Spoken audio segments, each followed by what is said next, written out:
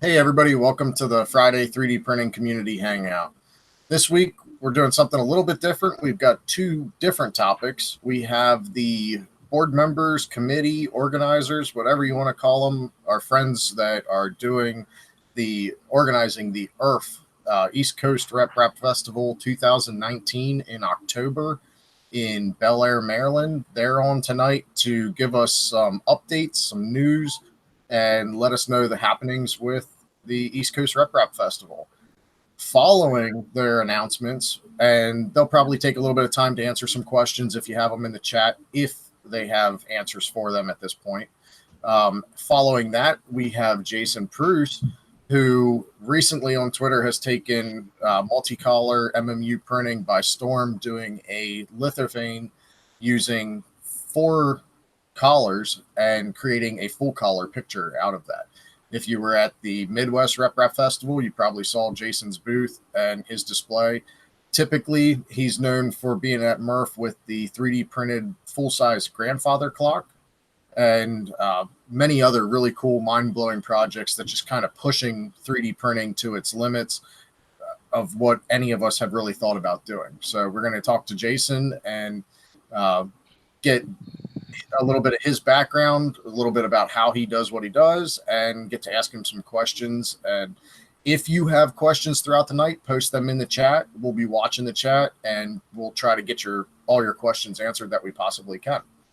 So let's go ahead and we'll start off with introductions. And I'm going to change it up this time. We'll go right to left from the bottom of my screen. So let's start out with Vicky. Oh, hello. Hi, everybody. I'm Vicky Soma. You can find me on the sparsely updated YouTube channel, TGAW3D. I'm also on Twitter at TGAW.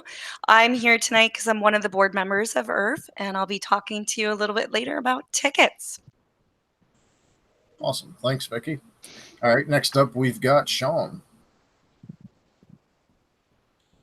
Hello. Sorry, I was muted. My name is Sean. I am a fan of MRF or EARF. I'm a fan of both.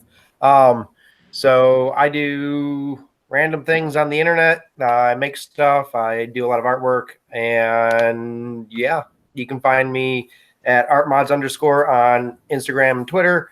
And you can find me as Shenanigans on YouTube. All right, thanks, Sean. Next up, we've got Martin. Yeah, hi, I'm Martin, and I have a YouTube channel and Twitter handle as 3DP Iceland. I do all sort of stuff, like my landscapes. That's my favorite things to do, and recently I've been doing Star Wars characters, like those two. I've done quite a selection. You can see on top of the shelf some spaceships and more models. And then I do torture tests for filament. Here's a sample of stuff I've been breaking. So breaking filament. And that's me doing all sorts of stuff. Thanks, Martin. Next up, we've got Nick and Lauren. Hi, guys. Hey, guys. I am Lauren from Buzz Designs, and you can find me really not so much on YouTube anymore, except for on these streams. But my channel, if you want to go look at any old content, is Buzz Designs, and then you can find me on all social media at Buzz Designs. And I am Van Full of Puppies on social media, well, on Twitter, on Facebook. You can just find me under my actual name. Whoa. I know. I am the other half of a Buzz Designs. I mean, that is like the other third. Other third. We'll go with the other third of a Buzz Design. And you really won't find me on YouTube unless you go back and you look at some of Lauren's old stuff. Although that I've been talking about it for a while, that might be something that gets rectified in the near future. We'll see. Awesome. Thanks, guys. And next up, we've got Jason. Hi, I'm Jason Preuss. I'm Pattern to Print, so it's TO, not the number 2. I'm on Twitter. That's where I probably would post most of my stuff. I also do have a YouTube channel, but that's kind of sparsely updated. I also post my models on Cult and Thingiverse. On Thingiverse, my handle's JMP, so that's the only one that's really different from the other ones. So. All right, thanks, Jason. And last but not least, we've got Chris. Hey everybody, Chris here at mcrispy1 on Twitter. You can also find me working the @Earth2018 handle on Twitter as well. One of the founders behind Earth, and I think we're going to get to talk about that a little bit tonight. So quite excited. Absolutely. And at this point, I'm going to open up the show to the Earth organizers. You guys can go ahead and delegate and talk however Sure. you so. So, I'll just set up real quick. We've been working the past, I don't know, well, we really never stopped working from last year. But we've gotten a lot of good work done lately, and we've done some announcements already. So we're going to recap some of what's already out there. We're going to tell you about some new sponsors. We're going to tell you about some of the things coming, where to get the tickets, so on and so forth. So I'm going to go ahead and be quiet and flip it to Lauren and Nick. They're going to talk about who our sponsors are that are coming so far. Huh. And it was great hearing from you, Chris, but we're just going to take the rest of the stream. No, we're not. Oh, never mind. Apparently No, we're not. So we have a ton of amazing sponsors this year. I mean, we had a ton of amazing ones last year too, but this year I'm super excited. Yeah, so am I. I mean, we could run through the list, and at some point I'm going to try to do that maybe all in one breath, which could be Good really luck. entertaining. We have some similar sponsors from last year. We have new sponsors that are coming on this year. For anybody who follows the Earth Facebook page, you guys got to see some of them last week. We've got actually some more that we can talk about this week that we've gotten definites for. For those who attended Earth last year, you know that there were certain the 3D Pinewood Derby, the 3D Derby, 3D Derby, 3D printed derby. 3D printed derby. Thank you. There you go. Took up a little bit of space. This year, we've opened up some additional space in that area, and we're still going to have the derby, but it's going to be in a little bit of a different spot. But I will probably defer to other people in talking about that. Yeah, let's talk about who's going to be a sponsor. Let's talk about who's going to be a sponsor. So some platinum sponsors. You want to announce the first one? I kind of do because I it. just like saying it. So Prussia is going to be one of our first platinum sponsors, just because I really like saying Prussia. Right. We have Printed Solid back again this year, and we're super, super excited for them. And we can't forget about Printed Solid because they are simply awesome. David's been great for us. Huge support of us since day one. Yep. Protopasta. E3D is going to be back again this year, and hoping that this year they don't run into the same customs issues they ran into last year. Yeah, fingers crossed. That was not fun. Thought they did a really great job with what they did with reaching out to the community and having people bring E3D products or prints to the show. But I think this year they probably want to have some of their own stuff and maybe be showing some of that off. So. And then we've got some gold sponsors. We do have some gold sponsors. We have Gecko Tech. Oh, that's right. We do have Gecko Tech. After Gecko Tech, we have Polyalchemy. By the way, these are in no particular order. Yeah, we're just reading off a list. Pretty much, yeah. We have Enable back. Yep, and Marlin as well. Marlin will be back. I believe Scott's going to be with us again this year. We have Bill Tech. We do have Bill Tech. Oh, wait. I'm just reading down a list. I'm off. Yeah, I was silver sponsor. Okay, sorry. I need to stop just reading. IC3D, they're a gold sponsor. Yeah, reading is bad. Can you bad. Stop that? Why do you please? Let me do that? Thank you. I have no idea. I was just going down the list. It is what it is. I Made 3D is going to be there as a gold sponsor as well. I lost my spot. You are on 3D Gloop. Love 3D Gloop. They're going to be a gold sponsor. Yep. Really excited this year, and this is a new sponsor for us, but LDO Motors is going to be a gold sponsor. Dyes Design. Also, I believe first year for Dyes, yep. isn't it? Yep. We didn't have Dyes last year, so that'll be nice. Filamentum. I forgot Filamentum's coming this year. They're going to be a gold sponsor as well. Super excited about seeing them again. And then we have a bunch of silver sponsors. Guys, the sponsor list is quite long. Sorry, we're trying to blow through it as quickly as we can. Sponsor list is quite long. We're going to start with cap tubes, Capricorn. Yeah. For those of you who have watched some of Lauren's old videos, Their everybody tubes knows taste better than regular PTFE they really tubes. do. The cap tubes taste better than the PTFE tubes. And if you haven't seen that video, you should go back and watch it. It was pretty funny. I believe that one was demonetized within the first 30 seconds of that video. And then we've got Repcord. We do with their rep box. Yeah. Mosaic is coming again this year as a silver sponsor. Super excited to have them back. Slice Engineering is back. Slice Engineering is back. Mosquito's taken off this year. It has. I seriously have that on a printer that I really got to get going on and get started with. BuildTak. We may have jumped the gun a little bit earlier. BuildTak silver sponsor. BuildTak's going to be with us again this year. And then we have MakerBox. MakerBox. They're going to be back with us. Folger Tech is going to be with us again this year as a silver sponsor. I skipped one, didn't I? Yeah. Oops. I lost my place. Up above, Folger Tech. Boom. TH3D. TH3D. They're going to be with us. We're going to have G Create. So Anna and Gordon will be with us again this year. Project Red. I'm super excited to have Project Red coming. And all the Core XY. Yeah, the rail course. Sorry. The rail course, I'm super excited. Maybe we'll actually have ours done by then. Doubtful. Oh, you're funny. And then we've got the the fun in the country basement group.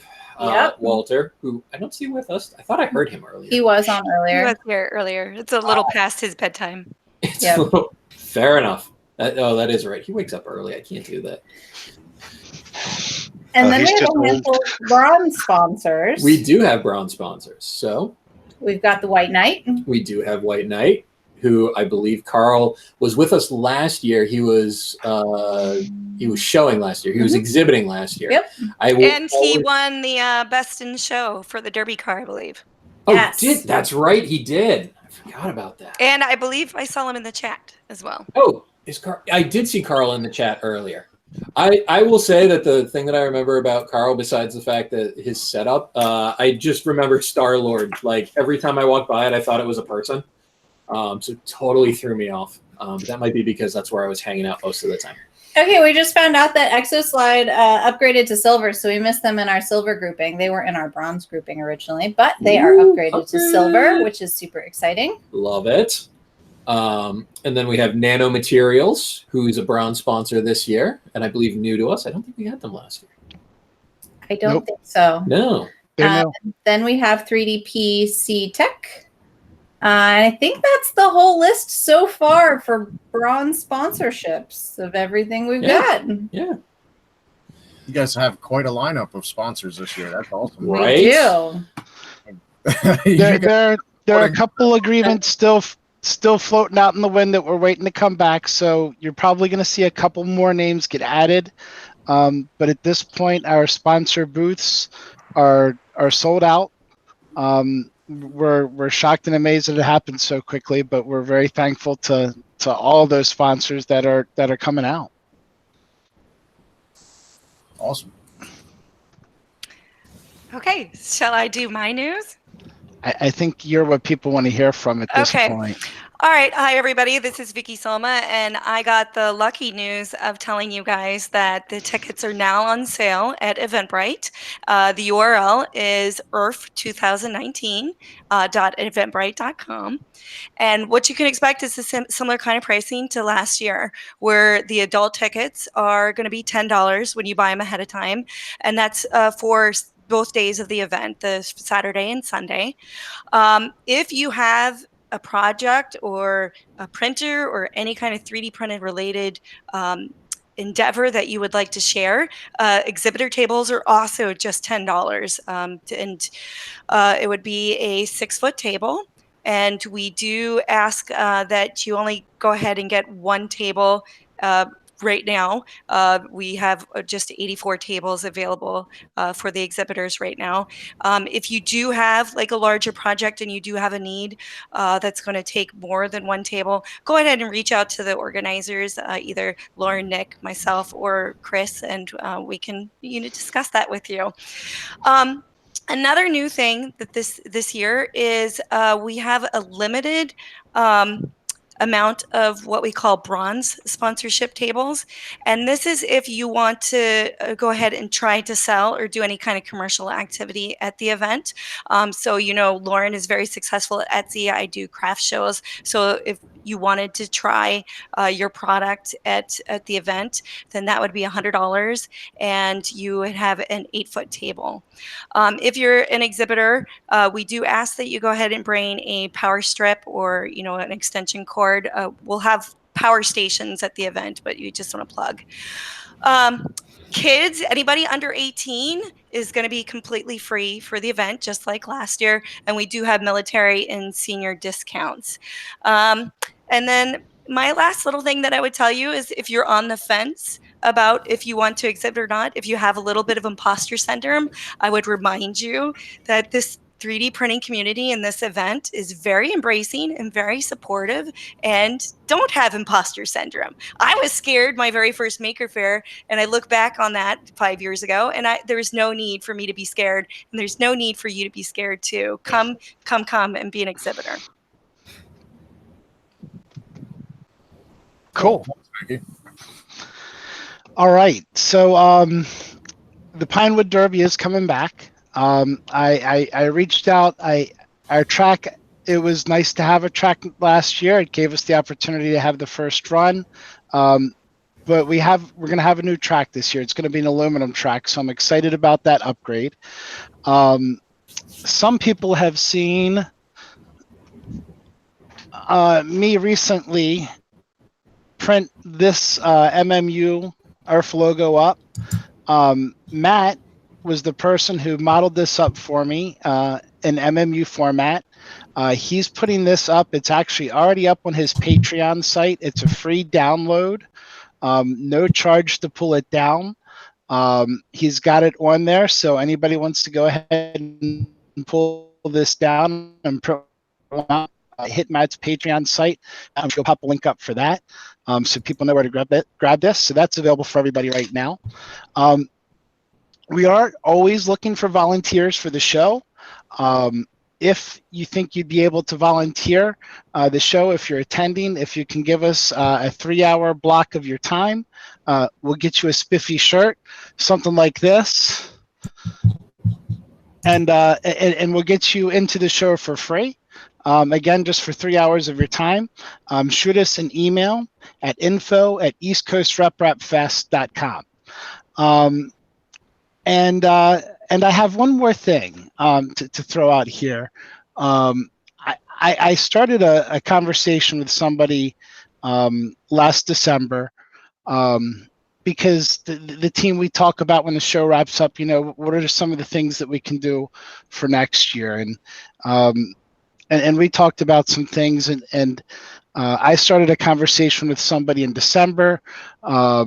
Kind of felt like that person that I was talking to, it didn't look like it would be able to work out, that they were going to be able to make it over here for Earth this year based on some other plans that they were expecting to have happen.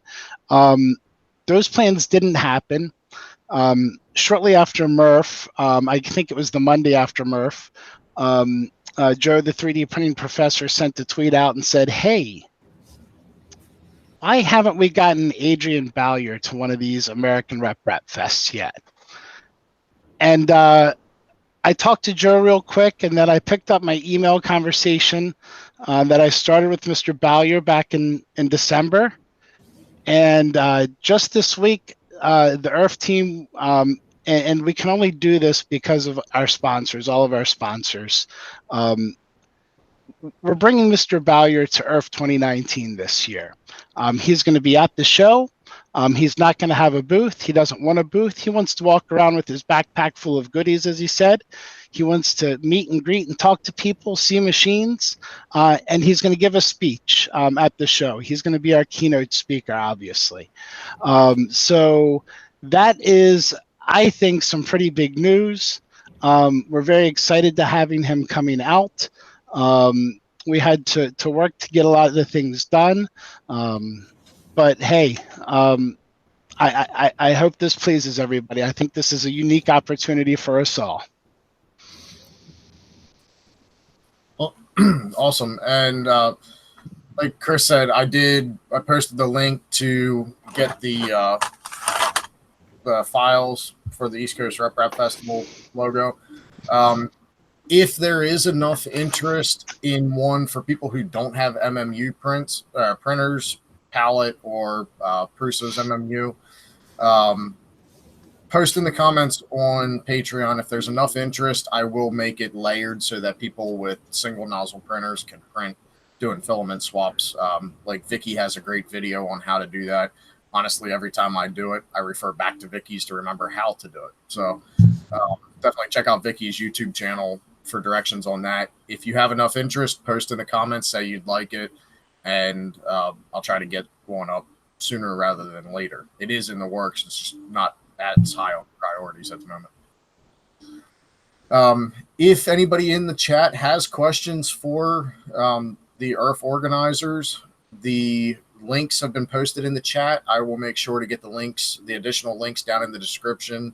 There should be a link to the East Coast Rep Rap Festival, which I'm sure you can find links to the rest of the tickets and the info right there on their website as well.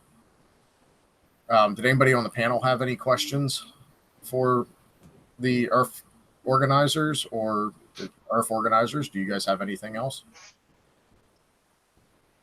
I'll tell you, we are working on some other things, but we're not quite ready to talk about them yet. So hang tight. Like I said, we're going to have a couple more sponsors. We have some paperwork we're waiting to get back in.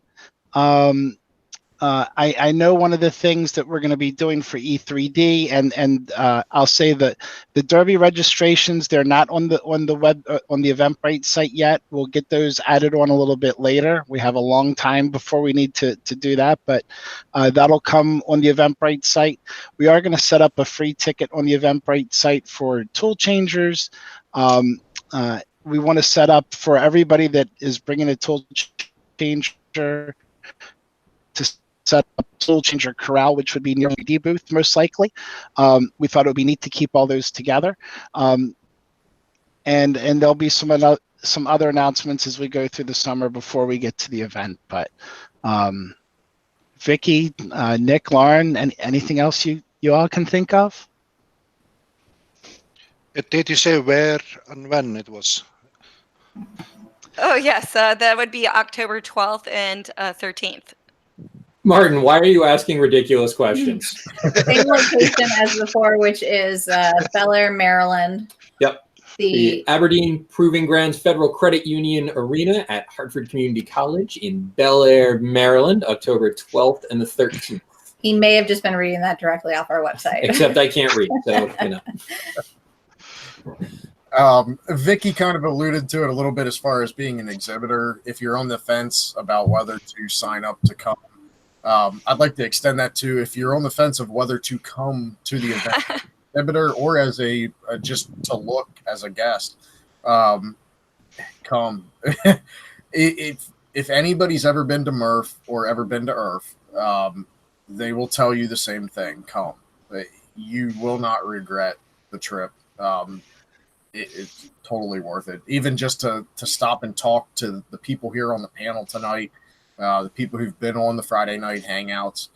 That was most of the conversations that I had at MRF were people who watch the streams coming up and saying, "Hey man, I've watched the streams for X amount of time, and I spend more time talking to people and just having conversations about whatever than I actually got to see stuff at MRF." So I mean, if you're on the edge, and try to do anything you can to come. It's definitely worth it. I promise you won't be disappointed. Real quick, I want to give a shout out. Yep, there he is, John Pickens. You were our first ticket sale, so thank you, John. Appreciate the support, sir. Awesome. Yeah, I might have one question. Do you have like names of big YouTubers or celebrities that are gonna show up beside Adrian? It's been strongly rumored. I've heard it from his lips. I think anybody who's watched Joel's latest Murph wrap up, it sounds like he's coming. and bringing the family. Lauren, Nick, did you get a feeling from Jerry at Murph? He was bobbing his head, telling me, yeah, he wanted to come out. I don't know if you know any more. I only got to talk to him for a couple minutes, and he did not say very much. I did just see that a certain Joe Mike apparently will be there. Yep, Joe Mike's coming. Oh, I didn't see that yet. I just saw that he peed a little. Yeah, but he's probably in the bathtub, so it's fine. No big deal. And to anybody who's been on the Friday Night Hangouts as a co-host in the past, a panelist, guest, whatever, if you're at F3D PCH will have a booth at IRF again this year. Not sure exactly what we're going to be doing. Last year, we put that thing together, and that community build will be at IRF again this year. So if you didn't get to see it and you've got a piece of it, definitely come check that out. Anybody who's been a host or co-host on the Friday Night Hangouts since its conception 2 years ago, you're more than welcome to come hang out at the Friday night booth as well. It's for sure open to everybody. Yeah, Chris Riley said he's going to come, and Joe Mike is going to come. Yep. He said Matt is coming. Walter said he's coming. Yep. You want to say Walter, Glenn, and Chris? They are now. It went over my head the first 10 times I saw it, but fun in the country basement.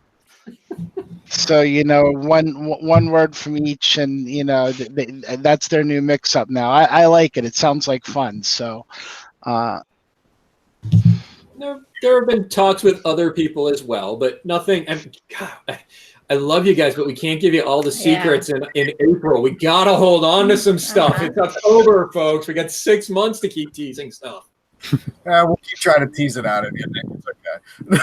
You just wait until like 2 weeks before when we need that ticket surge sale, and we're like, and by the way. You guys are more than welcome. If you have anything you want to announce on the streams, you guys are more than welcome to come back on, take the first bit of the show, and make any announcements you'd like. I know Chris is on regularly, but you are all welcome back anytime for sure. And you're welcome to hang out here for the rest of the stream too. I'm looking at the chat, and I'm actually seeing a bunch of people saying that they're coming for their first year this year, and I'm excited to see people. Super excited.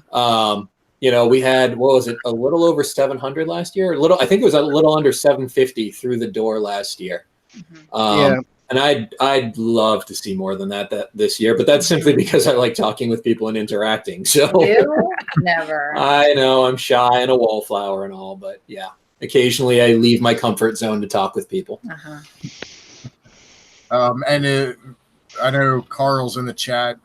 He'll be there with the White Knight, of course. So if you didn't get to see the White Knight belt printer at Murph, that will be out here on the East Coast. So you can take a close look at that if you'd like to as well. I did see a suggestion. It might have been a Joe Mike suggestion, actually, to just 3D print the Derby track on the White Knight. There you go. So, I'll ask if why anybody hasn't printed the track yet. Right. So, Carl, maybe you can hit me up in the chat, and we can talk about how to make the belt printer like wider so that we can do like a full 6-lane track. In PETG, obviously. One thing to note about the Derby, I think we talked about that there's going to be a weight minimum this year, so that all the cars actually make it to the end of the track.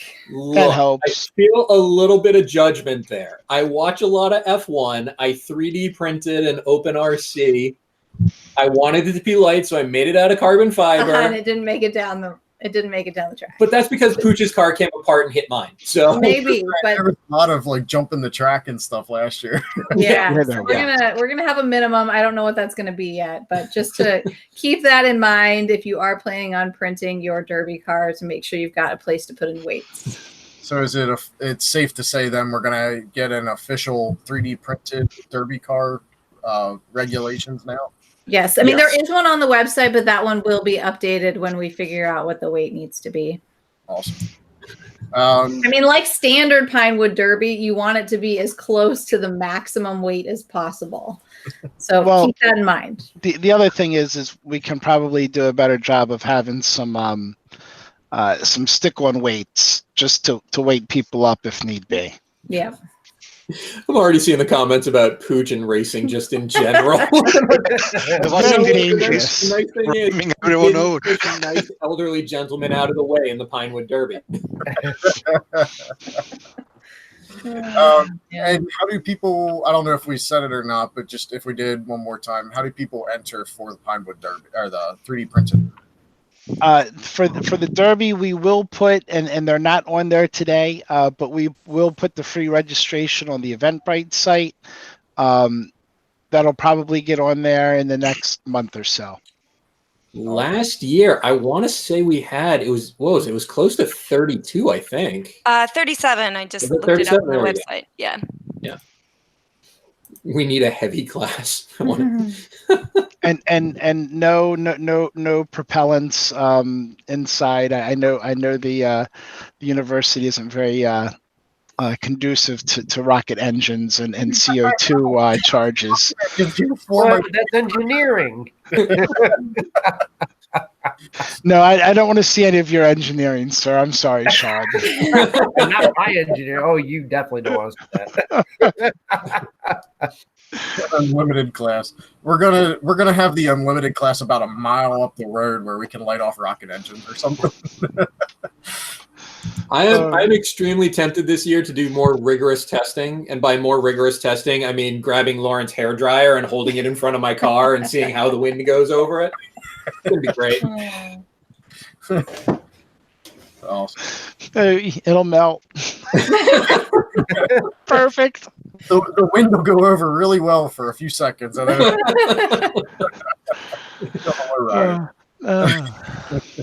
all right. Well, if anybody has any questions for the Earth crew, go ahead and post them in the chat. We'll try to get answers. If we don't answer them on stream, maybe we'll throw answers in the chat, or have maybe the Earth Twitter account can post answers to any more questions that we get. Chris, do you want to give one more time website addresses real quick? Sure. And social media. Yeah, so I just popped it in the room again, but to get your tickets, earth2019.eventbrite.com. Our website is www.eastcoastrepfestival.com. And social media, you can find us on Facebook, Instagram, and Twitter at ERF 2018, ERRF 2018. I know we just held the handle, hard to tell 700 people to follow me at 28, or, follow me at the next year now. So we're just keeping it consistent with the ERF 2018 handles, and that's where you can find us. So I did see a question in the chat from Robbie Mack, who asked, will it be possible for non-attendees to enter Derby cars? And if I remember correctly, Chris, didn't we have some cars that were run in absentia last year? Like people didn't show up, but we ran their cars. They had gotten sent to us. And so it was possible that if they wanted to send a Derby car to somebody, they could still have it run? Yeah, we can probably figure something out. And that's one of the reasons why we need to have some volunteers, people. So if anybody wants to volunteer, please shoot us an email at info@eastcoastrepfest.com. We would love to have you help us out. Just 3 hours, get free shirt, free admission. There we go. I saw Tony Ryan in the chat said the car got sent with Protopost last year. I was like, I remember there were people who weren't there for cars. But yeah, I'm sure we can figure that out as well. Hit the website. You can email us from there as well, info@eastcoastrepfest.com, and we can make arrangements to take care of your car and get it in the race. I also see a question from Keith around the Tool Changer Corral. Are they registering as exhibitors now, or are those registrations separate and later? Register as an exhibitor now. The Tool Changer registration will just be a free ticket on the Eventbrite site, and the only reason we're going to have that is just so that we can count and say, okay, we've been told that there are 10 Tool Changers coming, and we're going to we're going to set 10 tables aside for the tool changer folks. So yes, still get your exhibitor ticket, please. Will there be a benchy car class? Wasn't that Tinker's? John Pickens asking that. I think Keith's the one. I think Keith printed the Benji last year. Yeah, that's what I thought. I thought he did. Yeah. Yeah. Bronze filler steel fill. All right. Go ahead and post your questions in the chat for Earth. Tag at mcrisp, at abuzzdesigns, at tgall3d, tgall, I guess you are in the chat. Yeah. And while they're hanging out, maybe as they're watching the chat, they can type in some text answers too. We don't want to hold up Jason too much. So, Earth crew, are you guys got everything you want? Yeah. Okay. Let's get on to the fun stuff. I'll just say this. I saw it at Murph, and wow, it was really cool to see up front. The colors just jump off, and listening to Jason's story about how it happened and how it came to be is even better. So I'll tell you what, I think that sounds like a good place to start, Chris. Jason, first of all, welcome to the Friday Night Hangouts. Glad you could join us tonight. Well, thanks for having me. So tell us a little bit of background, how you got into 3D printing, what caught your eye about it, and what kind of led you to where you are now with the projects that you've been releasing. I mean, every year at least, if not more than one time a year, you're releasing projects that just take social media by storm and wow the 3D printing community. Tell us how you got there. Sure. I first saw my first 3D printer in 2012. My family's on vacation, and we were at an event. I don't know how many people know Todd Blatt. I think he was actually at Earth last year. He set up a Replicator 1. So this is 2012. So this is pretty early in the 3D printing game. And so I sit in the lobby, and I remember I was looking at it, and I turned to my wife. And usually, like, I get ideas. My wife goes, no, you know, you're not going to get that. But she had this, like, resigned look at her face, like, I'm not even going to try to talk you out of this. And so I didn't get one right away, but when the Replicator, when MakerBot Replicator 2 came out, I pre-ordered it. So in November of 2012, I had my first 3D printer.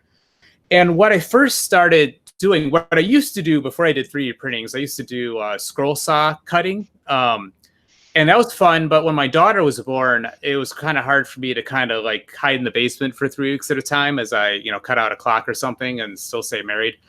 And so I kind of, set that off to the side. And but then when I got the 3D printer, it's like, oh, hey, I can, instead of cutting these things out of wood, I can kind of convert these patterns into models and then print them instead. So that's why the kind of the pattern to print name kind of came from. So I think my first big project, I came to Murph in 2015. So that was the third Murph. And I don't know how well this is going to show up on the camera because I don't have it with me. But this was my first big clock. So it's the dome clock. And this clock is sort of, in the scroll saw world, is kind of considered the ultimate clock to kind of cut. So I thought, okay, I'd 3D print it. And it took, I think it was over 350 hours of print time. And it's about 4 foot tall. And I did the whole entire thing on my MakerBot Replicator 2. So it's like 125 different parts that I had to glue together. And at the time, back in 2015, there weren't any like CR10s or Raise 3Ds or G-Maxes or something. So come in with something that was 4 foot tall kind of was very different. And so that was pretty cool. And that sort of got me a little bit of attention as, somebody who kind of does wacky stuff. So I brought that back a second year. And then when I was coming back from the Ann Arbor Mini Maker Fair, I hit a deer at 70 miles an hour and it totaled my van. And I was wearing a seatbelt, but the clock wasn't. And so it didn't really survive too well. So then it's like, okay, well, I need something else. So then next year at Murph was when I did my full-size grandfather clock. So here's a picture of that. And so it's over 6 foot tall, and it took 1,400 hours of print time. I think for about 4 months, I would get up in the morning, start a print, come home from work, start a print, right before I went to bed, start a print. 1,400 hours is 60 consecutive days of printing. So fortunately, my Raise 3D held together. Right after the project was done, my board on it fried. I think I just did too much with it. But so anyways, I brought that to Murph 2017, and it got pretty good, pretty well received, because it's just huge. And then I did something really crazy. I mailed it out to the Bay Area Maker Faire, and I know Lauren and Nick were out there, and a few other folks. And I won't even tell you how much it cost to ship. I still haven't told my wife. And so I had it there, and it won a Editor's Choice Award. So that was really, really cool. And yeah, so that was kind of the big projects that I've kind of done. So that's sort of what I'm kind of known for. But then I kind of do a lot of side projects. So to sort of explain what I do is I'm a hobbyist. So I don't sell anything. I don't make any money on this, as my wife sometimes reminds me. But what that allows me to do is that I can do whatever I want. I don't have to answer to customers. I don't have to see if it sells. I can, hey, I have a crazy idea. I'm just going to do it. And maybe nobody cares, because I've done some things that nobody really cared about, which is fine. And then I've done some other stuff that people sound kind of interesting. So last year at Murph, I brought this thing. So it's it's sort of patterned after a woodworking thing. And so what it does is it kind of flips up and it pops out. And it was sort of something Chuck, for Filament Friday, had posted something on social media where he'd seen something like this made out of wood. It was like 3 weeks before Murph. It's like, I can do that. And yeah, I printed it. It finished like 2 days before Murph. So anyways, Joel got pretty excited about this. And he actually did a whole entire episode where he printed one of these. But this is really kind of it looks cool, but it's really basic. It's all straight lines. And I was like, well, I wanted to do like other shapes. So I figured out a way to basically kind of convert any shape that follows certain rules. So like this is a TARDIS, and it does the kind of the same thing. It can kind of pop out. And yeah, so now I can kind of whip these out really quickly. But again, the shape has a certain rules. It can't kind of fold up across itself and stuff like that. So that was one of the cool things I had at Murph. And then another thing that I've been working on is my wife does a lot of crafting, and one of her big things is weaving baskets. And at first, I don't want to do anything with baskets, because I took a census. We have over 50 hand-woven baskets in our house. Toilet paper stored in them. I mean, we got everything. And but it's like, all right, well, you know what? After staring at these, I got to print one of these. So here's a couple of designs. And what I wanted to do with these is that they're actually woven. It's not like, I think there's a lot of designs on Thingiverse. So it looks like maybe someone took a scan of a basket and then printed it out. But this, I set it up with Simplify 3D. If you look at these rods, and I know the lighting's kind of tricky, it'll print the rods and then it'll print the weave. So it really does kind of do the weaving thing.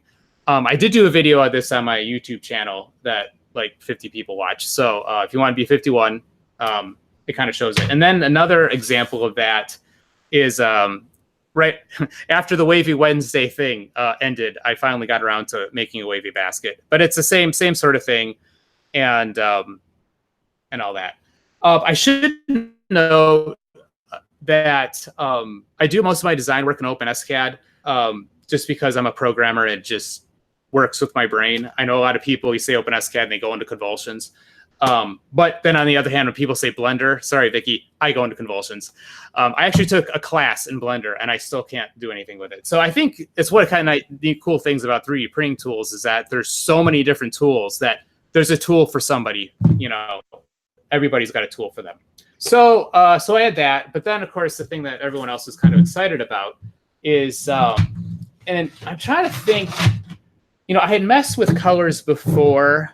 I had a couple years ago, I did a picture where I had like 15 different filaments, and I did a bunch of filament changes. And since it's not 3D, nobody really cared. But it was sort of a lot. I kind of learned a lot from that project. And I was on Twitter. I was probably about 8 or 9 months ago now. And Dasmia3, who does so many cool things, and I love her because she just seems so fearless. It's just, I wish I was that fearless. But she did something. I think it was like color hatching, where she was trying to layer stuff and do that. And it was one of those things that didn't quite work. But I'm like, there's something here. There's something here. So I've just kind of brainstormed for a while. And then I thought, well, maybe if you had like magenta, yellow, cyan, and white, because your copy machines, you just have 4 colors. Like maybe I could, well, I can't do little dots because the dots aren't small enough. And I thought, well, maybe I'll just layer them. And I just did a test print on the printer. And then this kind of looked like this. So all this is 4 colors, and it's just layers. And I just like, well, this is crazy. Why hasn't anybody done this? And I'm going to do it before someone else thinks of it. So at first, I just started playing around with just doing things with where it was just front lit. But if you do a backlit, it really mixes the colors better. And so then I thought, okay, I'll do a color lithophane. And then I did one, and I posted on Twitter, and I wasn't going to, but my daughter said, oh, that's a little cool. Like, okay, my daughter says it's a little cool. You have to understand, my daughter's basically grown up with 3D printing. Who cares, right? I mean, it's like, oh, Dad, that's crazy, this crazy thing. So, but then I said, okay, well, I knew I had the layers too thick. And my problem was I knew I needed to get things really thin. And fortunately, I put my rail core together and got that working. So I thought, okay, well, I'll do the lithophane. I'll do 5 layers of color, and each of the layers is only 0.08 millimeters thick. And the tricky thing is to get a first layer 0.08 millimeters. And I was able to do it with the rail core, and it was pretty cool. So the lithophane just kind of looks, if from the front, just looks like a normal lithophane, like you do whatever. But the back side, you can see, has the first layer of colors on it. And then there's 5 of those layers, and each of those layers is different. So when you layer them all together, you get a bit of effect. And this is going to be a little tricky with the camera, because the light in the front tends to dull it down. But let me see if I can angle it so you can actually see it. So you can see that it does a pretty wide spectrum of colors. And yeah, without the front light, it's a little bit better. But so anyways, so people obviously thought it was pretty cool. Joel interviewed me. That was really cool to have a whole entire Joel video. That was just me. So yeah, that's what I do, what I've been working on, and I should probably stop talking and see if there's questions. Hey, Jason, how many colors? I think you said how many colors you were able to represent in that the picture of the tulips. How many was it? There's 175 different colors, but there's sort of an asterisk with that, because since there's the lithophane on top of it, that controls the brightness, and theoretically there's actually a lot more. But if you took the lithophane part off, there's 175 different colors from just the layering. With the layering technique I can get up to 256 colors. But yeah, with the lithophane, really kind of controls the brightness. And so you really, it definitely doesn't look like a 256 color GIF image or something that you would have seen on the internet 20 years ago or something. So cool.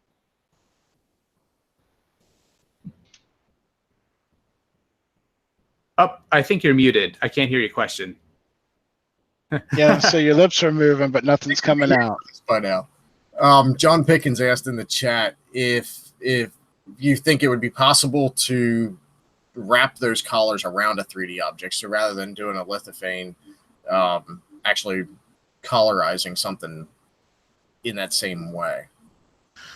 I think obviously it's technically possible. I just haven't kind of thought it through yet. I mean, obviously you can see, okay, well, part of the problem is that since I'm just printing in Z, the layers are just in Z, I can print really thin. I have a 0.4 nozzle, but if you start, let's say if I printed the lithophane vertical, then the thinnest layer you could have is the thickness of the nozzle. And even, I mean, the thinnest nozzle I can think of you could really use practically would be like a 0.2 or something like that. So once you start getting vertical, you're not going to get quite as many. But I mean, I think the effect would still work, but I haven't quite figured out how to do it, but it can be done. I just haven't figured out the logistics yet. Can you, I don't know, this might be too much detail for the stream, might not be. How do you go from the picture? How do you end up generating your model? I know you said you use OpenSCAD. Can you go into a little bit of detail on how that all works? Sure. It kind of starts off with like this, what I showed before. So this is my color palette. And what I do is I just take a picture of it. And for the color lithopane, I backlight it and take a picture of it. It looks a little different. And I just upload that photo to like a website that you can do color picking. So you just go each square and pick, okay, what's the hex code? What's the hex code? What's the hex code? And then I have my 200 whatever colors. And then in GIMP is where I start. So I create a custom color palette based on those colors that I have. So then I take my original image, I then just index it to those 250 some colors that I have. And so from there, I export it, and it's called a PNG file. It's not really that important, other than it's a text file. So it actually, per each pixel, gives me the hex code. You know, pixel 1 is this hex, pixel 2 is this hex code. So that gives me something I can process. And then I currently, it's an Excel macro, and I got to do it in something else. But it's just, I use Excel at work all the time. So it just was something I could bang out. So I have my image, so I have my colors, I know my hex codes, and I have my recipe. So then I just write a script that converts those pixels to the recipes. So I know, okay, layer 1, this pixel is yellow, then cyan, cyan, cyan. So on and so forth. And then from there, it's just writing an OpenSCAD script where it just loops through every single pixel and every single layer, saying, okay, this layer is a yellow, this layer is a cyan. It takes hours for it to run. I mean, I think for the color lithophane, this tulip one, I would say it was at least 24 hours of OpenSCAD processing when she add the 4 colors together. So that gives me my 5 color layers, and then I just do a regular lithophane on top. I use Photo to Mesh, which is a really high quality lithophane maker, but you could use anything else. I mean, they're fine. And I just place it on top of it, and then I just print it. So conceptually, it's not really that difficult. It's just kind of the devil's in the details kind of a thing. I know at Murph, when we talked, Jason, you had said that you were looking at possibly making the code available and the workflow to do that available. Have you gotten anywhere with that yet, or is that still the plan?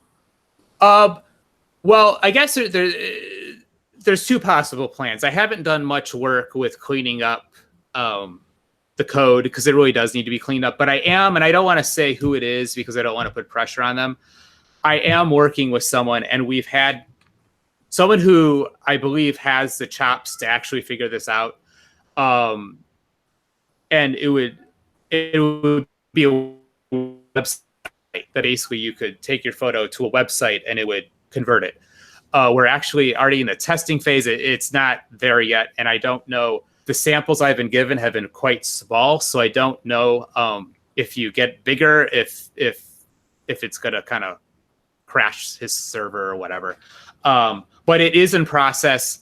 It could be really soon, or it could be a while, depending on how the testing goes. But it is actively being worked on, and I have some hope that it's actually going to happen. Awesome. And the rest of the panel, you guys, if you have questions, go ahead and jump in. I don't want to keep asking all the questions. So I see a question here, and I'll get back to the panel. Someone asked whether I'm using opaque or translucent filament. I'm using opaque, and if you print 0.08 layers, opaque filament's pretty translucent. I don't use translucent filament yet, and I think I'm going to, but translucent's going to give you a stained glass look, which I think is going to be cool. but it's not going to give you this look. So I think for this, it is opaque. And I think for these lithopanes, it needs to be opaque. Lithopanes in translucent colors don't work that well. I've done it. They need to be opaque. So did Martin have a question? Martin? Yeah, I had one question. You printed out with a palette, and when you print it out, right? Yes. I use a palette. I'm sure you could use an MMU also.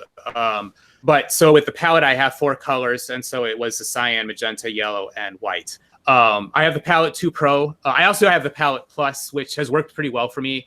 I have it hooked up to my Raise 3D N2 Plus, and I just couldn't get the first layer nailed down on that one. The Raise 3D is a wonderful printer, but it's got rods and it's got a heavy hot end, and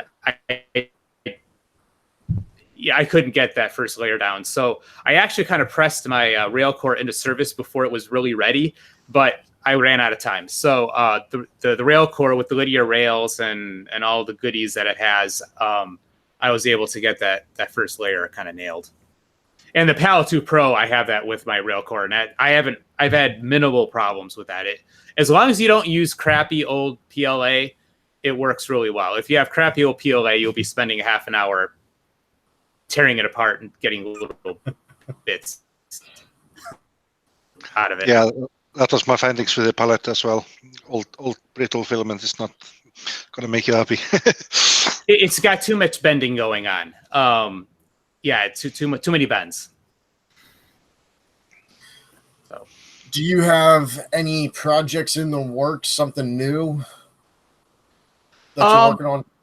Right now, I'm kind of a lot of these projects that I worked on for this year's Murph were just thrown together, and I've got a lot of what one of my favorite terms I heard a couple years ago, something called technical debt, where basically when you don't document anything and then you have to go back and spend twice as much time to document it than if you had documented it at the time. So I'm just kind of going, in fact, right now I was working on it today, was the pop-up shape stuff.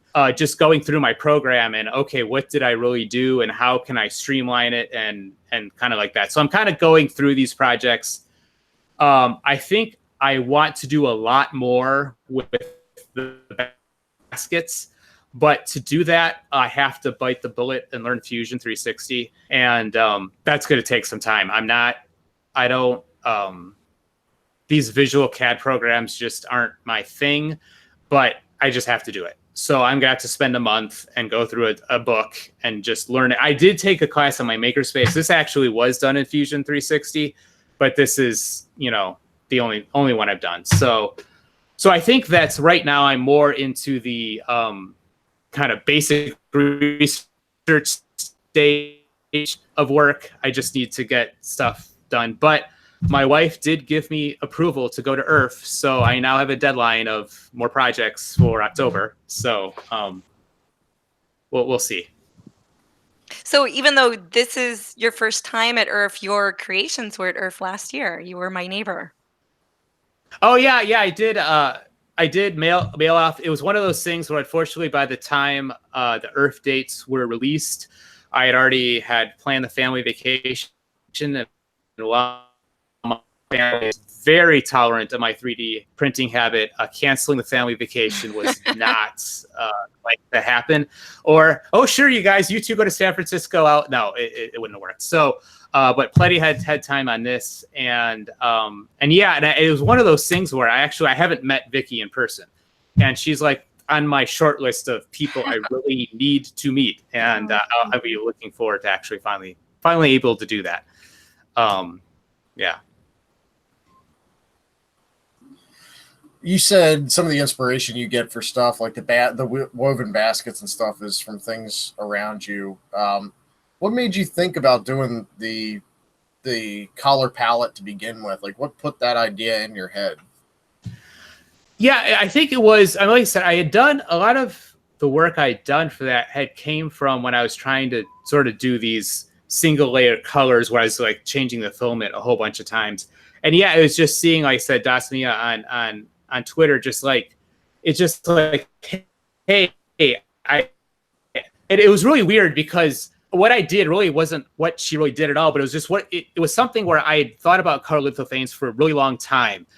And it was that post that put my brain in a different direction.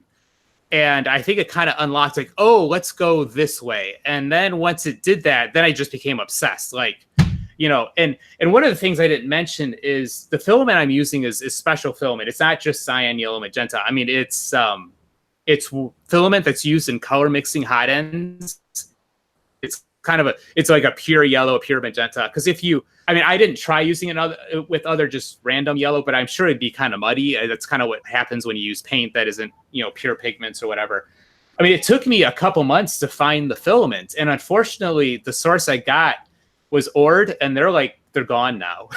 So I think M3D has filament, but by golly, is that stuff expensive. So I'm hoping that I have talked with a couple of filament companies. They're kind of like, well, we don't know if this is going to take off. And, you know, I haven't got anyone to bite yet. But I mean, just thinking through like, oh, I have to have special filament. I have to do this. I have to do this. I have to do this. So it took me, I think I saw that post in September, October, and I don't think I actually had anything to look at until after Christmas. And then I had that print, and then I bumped into Joel in, I think, late January. He was in Flint meeting with his with Sean, with his editor who lives in Flint time, and I showed them, and they were all like geeked about it. It's like, okay, well, I got to make this happen. In fact, it was kind of scary. Joel had a preview video of, hey, I'm going to Murph and I'm giving away this G-Max, and hey, here's 3 things I'm really looking forward to. And the first one's Jason with his stuff. And like, I didn't have the lithophane printed yet. I don't know if I have anything to show. So the 3 printing guides had mercy on me, and the next day it finished. So so I could actually show up to Murph and not, you know, take off. So but yeah, I think it's just, a lot of times I just view 3D printing as puzzles. Like, hey, can this be done? And I sit there thinking like, and where it gets dangerous is when I convince myself it can be done. Oh, it'll be hard, but it can be done. And then I can't think of anything else for months, right? And usually I eventually get there, though some of these projects, you know, it's years. And in a way, I mean, the color lithophane really was years in the making, because I took concepts I use for other projects. I mean, it just kind of builds onto each other. So, are you the type of person that once you're done with a project, you just want to move on to the next thing, or do you like to, like you said about the tech debt, where you got to go back now and document what you did so that other people can try to produce it? Which type of person are you? Do you like to move on, or do you like to keep working at something once you do it? It's squirrel. There's an extra thing. Squirrel. Yeah, I'm actually pretty terrible at kind of taking stuff and taking it. Both sometimes I do kind of revisit stuff, but like the first thing I posted on Thingiverse back in 2012, I kind of beginner's luck. It got featured, and it was a Christmas ornament, and it was based on a woodworking concept of the scroll saws, where it's actually a 2-dimensional thing. You cut something from this side and you cut something this side, and then you get this really cool 3-dimensional thing. And then I never did anything with it. And now 4 or 5 years later, there's all sorts of people doing really cool stuff with it. It's like, oh man, I should have kept with it, but then I would have done other stuff. So that's why I'm kind of trying. Okay, this time I'm actually gonna document it. I'm gonna be good, but it's hard. It's always the new thing, you know. So we'll see. I can appreciate that. I've been keeping an eye on the chat. Panel, do you guys have questions for Jason? Yeah, maybe one thing about the colors. You can, with ColorFab, they can make any color you want by order. So if you have a color code that you need, they can do, it's like minimum, I think 2 kilos minimum for each color. So they could probably help you out getting filament in the correct colors. Yeah, I actually have thought of them. That's sort of like my fallback. 2 kilos is a lot of their filament, but if I have no other choice, I'll definitely, that's sort of like, if I have no other option, I'll do that. Yeah. But yeah, definitely if I have to do it. I guess if that's all you're printing with that filament is color lithopanes, even a kilo will last quite a while before you're going to use it up. Yeah, actually, so I ordered, my original order was 1 kilo of each color, and I'm only now running out of the white.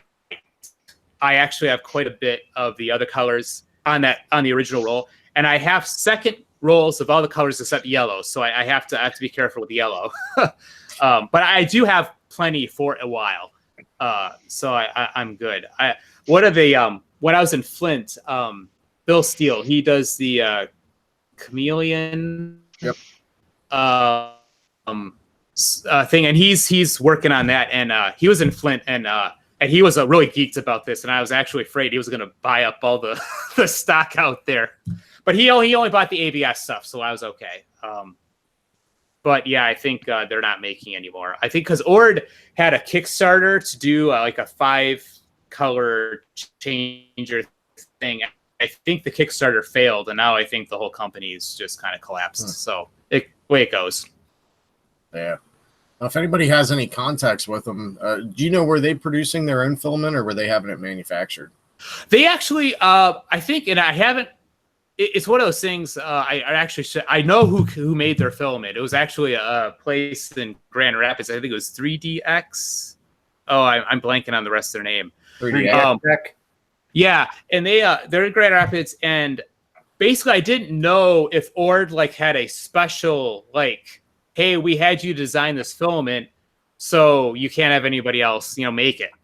So since they're kind of disappearing, maybe I'll contact them and say, hey, can you make some more for me? Because I know it works, but I've been a little nervous about contacting them because I know they had an arrangement with another company to make it. So, well, 3DX Tech sells their own filaments, so I mean, they might look at what you're doing and go, "Hey, this would be good publicity for us if we're the only one who make filament that really works well with this."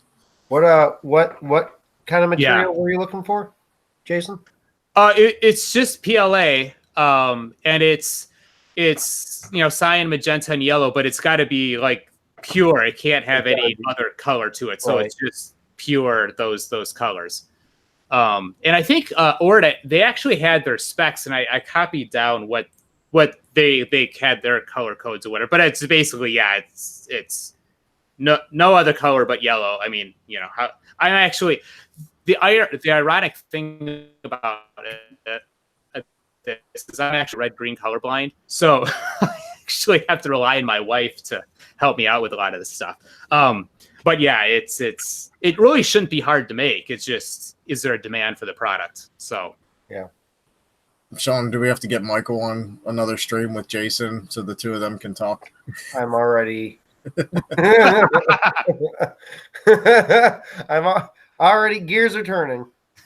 Especially, I mean, I don't know if you can copy it directly or not, but if Jason's got the, so to speak, the recipe, the color combinations to make it.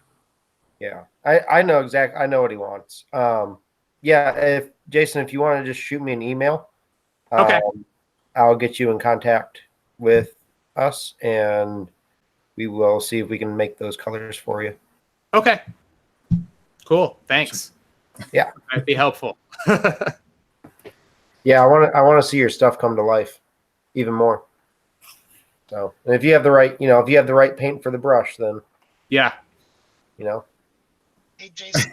Robbie Max said Sean made fluorescent brown just for him. So, if he could do that, I did. Made it in the bathroom. John Pickens said all 3DP has a Pantone collar matched filament line. All 3DP does, or they have a list of filaments that. I'm thinking that's the list. That's what I'm thinking. Because all 3DP is just news, aren't they? Yeah, I don't think they sell materials. I think they're just a publicist. Yeah, they probably took different filaments and just collar matched them. Color Fab is definitely doing that at this point. They're doing some custom color match creations with what I'm not sure which filament it is, but I know that they're doing it. I see it on LinkedIn all day long. Yeah, that's what Martin was saying, but it's a 2 kilogram minimum. Oh, Yeah. Which, I mean, doesn't sound like much, but when you're buying 4 different colors, and and I think you're talking about $80 for a 2K roll. I mean, that's you're talking a few $100. It's not cheap. Yeah, especially with import taxes and all that. Yeah, I don't think you can order the color match through like Printed Solid or anything like that. I think you have to go straight through them for that kind of stuff. Yeah. So maybe IC3D can make the Jason Preuss line of filament. You want to resell, Jason? It's just a hobbyist, but I was checking last year at Murph. I was talking to Pooch at Repcord. He was basically, no, you got to get into business so you can write off all these trips. Yeah, there you go. But I don't know. I'll have to see. I'll have to talk to Lauren about how to set up a LLC or whatever she does for Etsy store. Yeah, see, you can do it on Etsy. Jason, go ahead. Sorry. Go ahead. No, I was just kidding. All right, Jason, you talk. Jason. No, I was just going to say that my daughter's 15 now, and I really need to get her to work. So maybe I need to create a 3D print company just to, have her the family business. There you go. Do you have plans to come to Earth this year? I know you said last year you weren't able to come because of family. I haven't, obviously the site just went up, but I am planning on coming this year. So the question is that I've kind of retired the grandfather clock because it's a pain in the butt to disassemble. But since it's been on the West Coast, it's been in the Midwest, maybe I can be talked into bringing it to Earth. But I need But I need some floor space next to my 6-foot table, so There I'm you sure go. we can work it out. Jason's the first one to sign up for a bigger spot.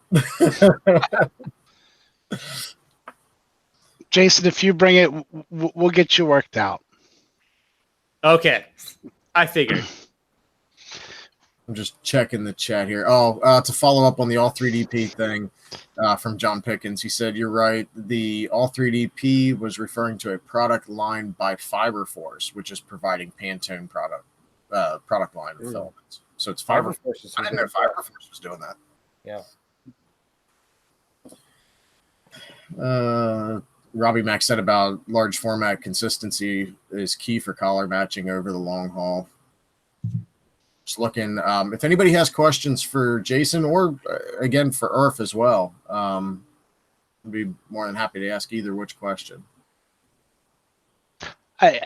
Carl, I like your idea about putting the clock right up at front at registration. I can put the clock. We can put the clock right with Big Tiki. There you go. So actually, speaking of the clock,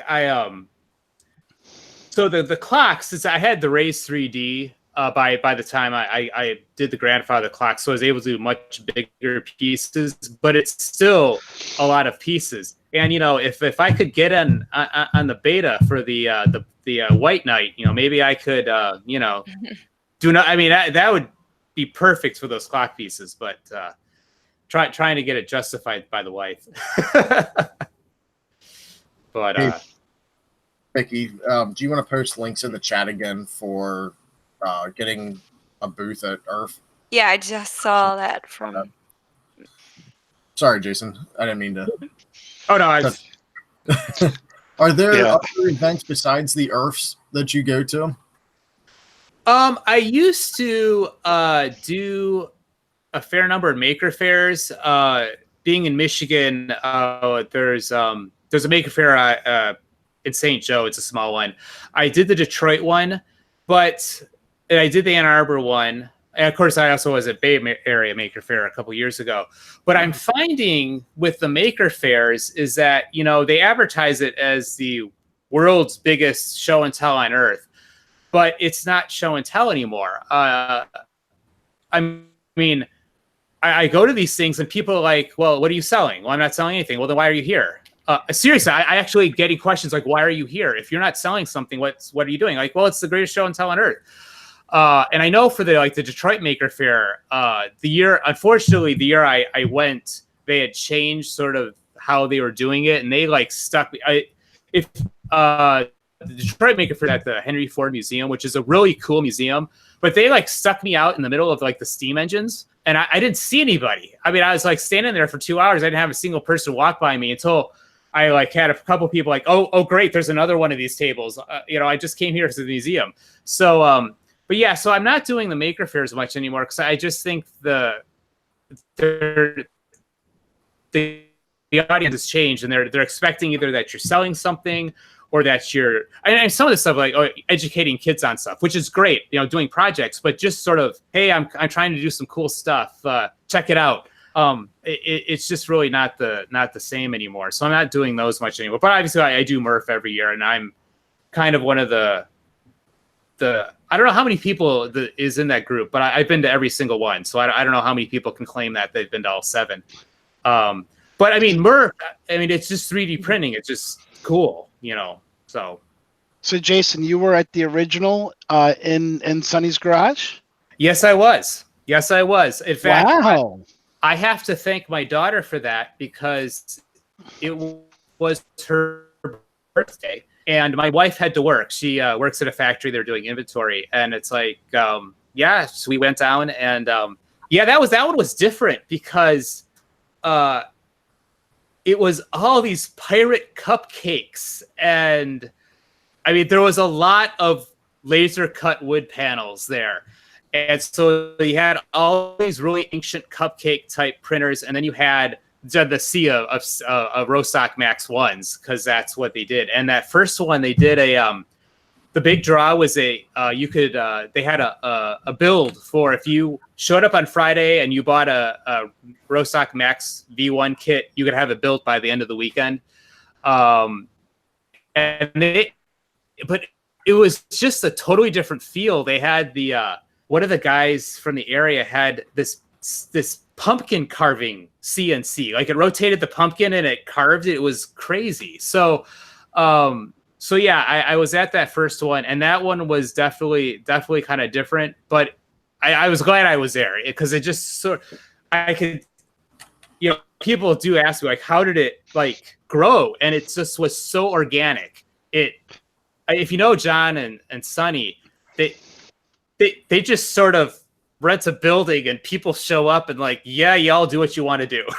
And it worked. It just was, but it is interesting because like the first couple years at the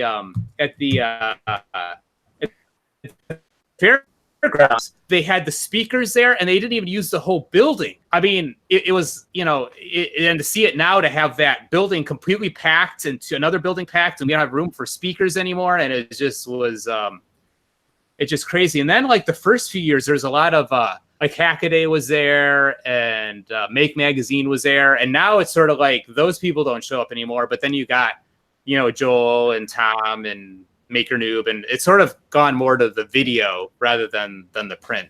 So it's just kind of interesting. I think that was something I heard a lot at Murph was about heard a lot of people say about the YouTubers that were there. And I think the big draw there is, a lot of the different community formed either around like Murph, the people in their basements trying to make their own 3D printers. And then the YouTubers have kind of created a separate community. Just like these streams, we've created a community with these streams alone of people who, when we get together, it's like we talk every day. I think that's why you see a lot more of the YouTubers now kind of coming to the different. Earth's got the best name because I refer to them now as the Earths. But yeah, I think that's the big reason why you started to see that little bit of a shift. Hackaday, I think, was at Murph last year, or am I wrong about that? Hackaday, they were there last year. They had a presence. I know that. Yeah, they had a small table towards the front, kind of. I think Louise Luby 3D was sitting basically in the spot that Hackaday was in the previous 2 years. Okay. Watching the chat here. Any questions in there? And Jason, I know you said you weren't sure if you were going to stay on for the full 2 hours, so totally up to you how long you'd like to stay on. I'm good for now. Okay. Is there anything else that you have that you want to talk about? Projects that you've done in the past that maybe didn't see Twitter or Facebook? I think I'm trying to think about some of the earlier projects. I mean, some of the earlier stuff I did was that I don't know if it was that interesting to other people. There was a couple of games that when I was growing up, there was these I think it was 3M put out these bookshelf games, and there's a game called Twix, and you can't buy it anymore. And so I just basically took my parents' copy and I just modeled it up, and it was just sort of a personal project, but I kind of put it up on Thingiverse anyways. I think one of the neater ones that I did that I don't think really got much traction was a number of years ago. My family was in St. Louis, and there was a kids museum there, and there was these crazy shapes that you could like dip into like bubble solution, and you could get like these weird like hex bubbles, and you get bubbles within bubbles. And so I sort of modeled up so you could create your own and print them up. And it's a customizer, so you can make them bigger, make them smaller, and all that kind of stuff. And the math on it was like crazy, but it didn't seem to really, I thought maybe teachers would be interested in all that, and it didn't really seem to take off. It's fine. I mean, it was a fun exercise. So I'm trying to think if there's anything else that I've worked on that I really haven't talked about. I think I've kind of hit most of them. Kind of the big stuff that I've worked on. Vicky dropped a link to your Twix T game on Thingiverse. So if anybody's interested in what that is, you want to see what it is, or print one yourself, it is up on Thingiverse. Mm-hmm. And she did earlier. Vicky's like, when she comes on the streams, is like the queen of links. I like links. She posted earlier the link to your YouTube channel, and I'm not sure if that's if you put that in the form that you filled out to get the email. I think I did everything on the form except I forgot my Thingiverse handle. I don't think I put that, and that's unfortunately the one thing that's different. So it's just JMP. My initials is my Thingiverse username, and yeah, that's where I post most of it. So the color lithopanes, the STLs are there if you are crazy enough to try to print that, and some of my baskets are up there. The square basket's up there, and I did a clover shaped basket, and that's up there. And then some other stuff that I've done. So cool. And the links aren't there yet, but I will get all those links down in the description tonight or tomorrow. Okay. So if anybody wants to check back, or for those catching this on the replay, check that out. Links for everybody will be down there. And also including the links to IRF and all the buying tickets and all that stuff. There, Vicky just posted. Vicky is good at this. Posted the Thingiverse link for Jason as well. Cool, thanks. See, she's the queen mod, man. She's awesome. She is. I don't know what happened tonight. A bunch of people who normally had mod status all of a sudden didn't. So for those who did, I reported. Me, I've been lackluster about attending, and maybe I haven't attended since we've had the new dedicated YouTube channel.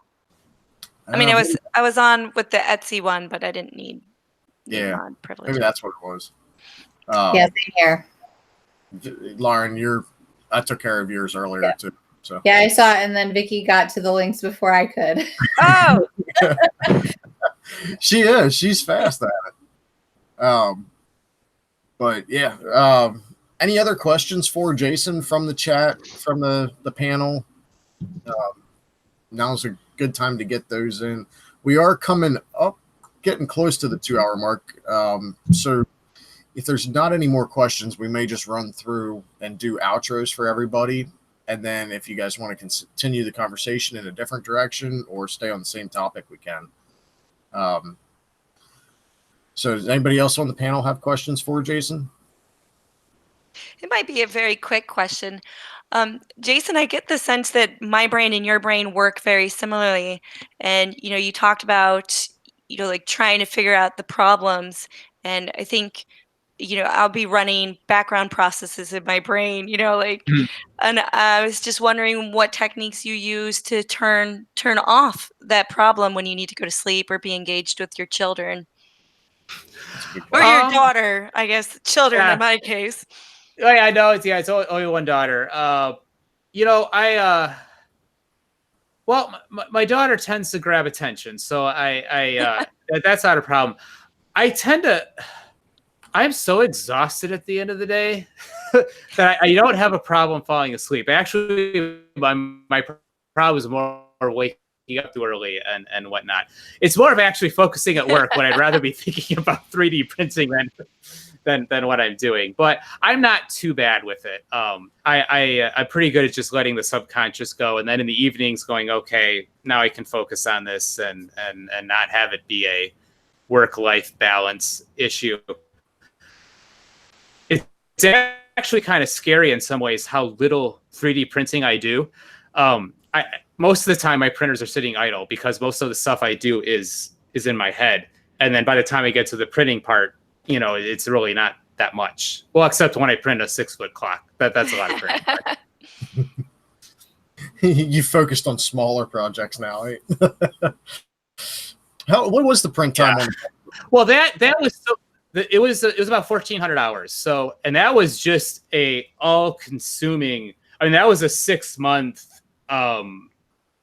That's all I did because. So I had the wood. So I bought the pattern. So it's not my design. And so I had the pattern because I was going to do it. I was going to scroll saw it, many years ago. And I said, okay, this just isn't going to happen. And then okay, well, I'll 3D print it.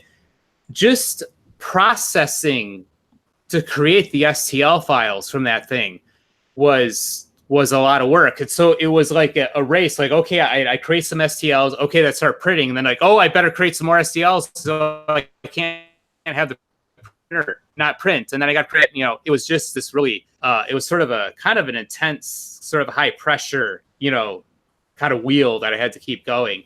So it's really tough to do too many projects like that because that there was some burnout towards the end of that. But I knew it was going to be really special, and it really kind of some of the other stuff I did people kind of knew me, but that clock kind of really opened some doors because it got me to California, and I got to meet at Matter Hackers. There was that meetup, and it's kind of funny. There's a picture that was taken, and I know Lauren was in it, and I was in it, and Angus was in it, and Maker Noob was in it, and Joel was in it, and Mara and Dave was in it, and Practical Printing, he was in it, Krusty, and I remember looking at that photo going, I don't belong here.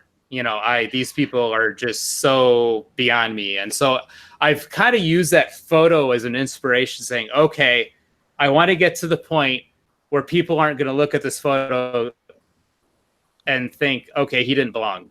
Okay, he did enough stuff that he's worthy to be standing with these folks. So I hope I'm a bit closer than I was then. Oh, I think you totally fit in with the crowd. See, imposter syndrome can hit any of us. I had that same feeling and thought looking at that same picture. But yeah, that was such a cool, because it was a once in a lifetime thing. And because Maker Noob, Joe had never been to the US, Angus had never been to the US. And then to have all the California people there, it was just, and it was also, I got the backstage pass. We were hanging out. Lauren was there. We were hanging out for like 2 or 3 hours before the meetup. And it was just like, I can't believe I'm here. Okay, don't say anything stupid, but man, this is just so cool. And I was so exhausted because I'd flown in that day. But it's like, no, I'm gonna do it. And Angus hit 100,000 subscribers that night. It was just a magical night. And it was sort of like my clock was the only reason why I got there. And so it was, in the end, it was totally worth it. But but yeah, it was pretty special. Sean, you are back, by the way. I Sean am back. Back his keyboard. My cat just totally just froze my computer. I don't know what happened. And then all my browsers were closed, and now I'm back, but like I can't see myself for some reason. Oh, I locked the doors with the cats. No cats. No. Well, this is his house. I just pay for it. Now, Jason, you were saying about like just fitting in, having that backstage pass. That's one of the things that is the coolest about the community is, you know, we all go to Murph, we go to Earth, and at the end of the night, everybody collects somewhere and just hangs out. It's it's cool. It's the high that you come off of these events with is you come off with the creativity side of things, the inspiration to do something different, but then just thinking about all the hangouts and talking to everybody.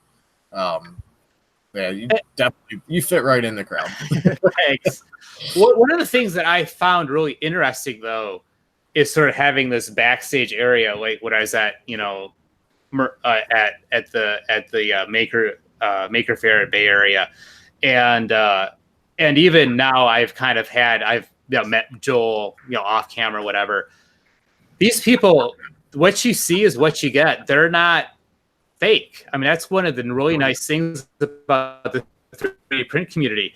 Joel is Joel. I mean, you know, and you know, and the Maker Noob. I mean, all these people, they're not faking it. I mean, they really are these really nice people, and they're genuine. I mean, they're not saying, "Hey, I want to be a YouTuber, so I heard this is a personality that works." And no, it's just who they are, and literally their personality.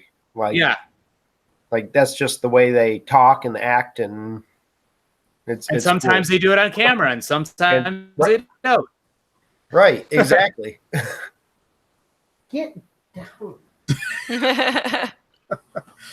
Say hello. Hi. There he is. Why don't we are coming up on the 2-hour mark now. Why don't we run through, do outros again?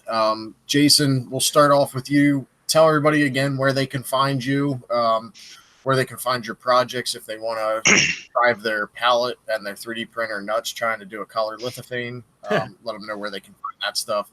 And then Earth, if you guys want to recap real quick again, it's up to you if you want to do the full list of sponsors again, but maybe touch on some of your big sponsors, the gold list, and where everybody can find info about Earth as we go through here. So Jason, why don't you go ahead and start us on the outros? Yeah, so probably the best thing is to follow me on Twitter. It's Pattern to Print, Pattern, then TO Print.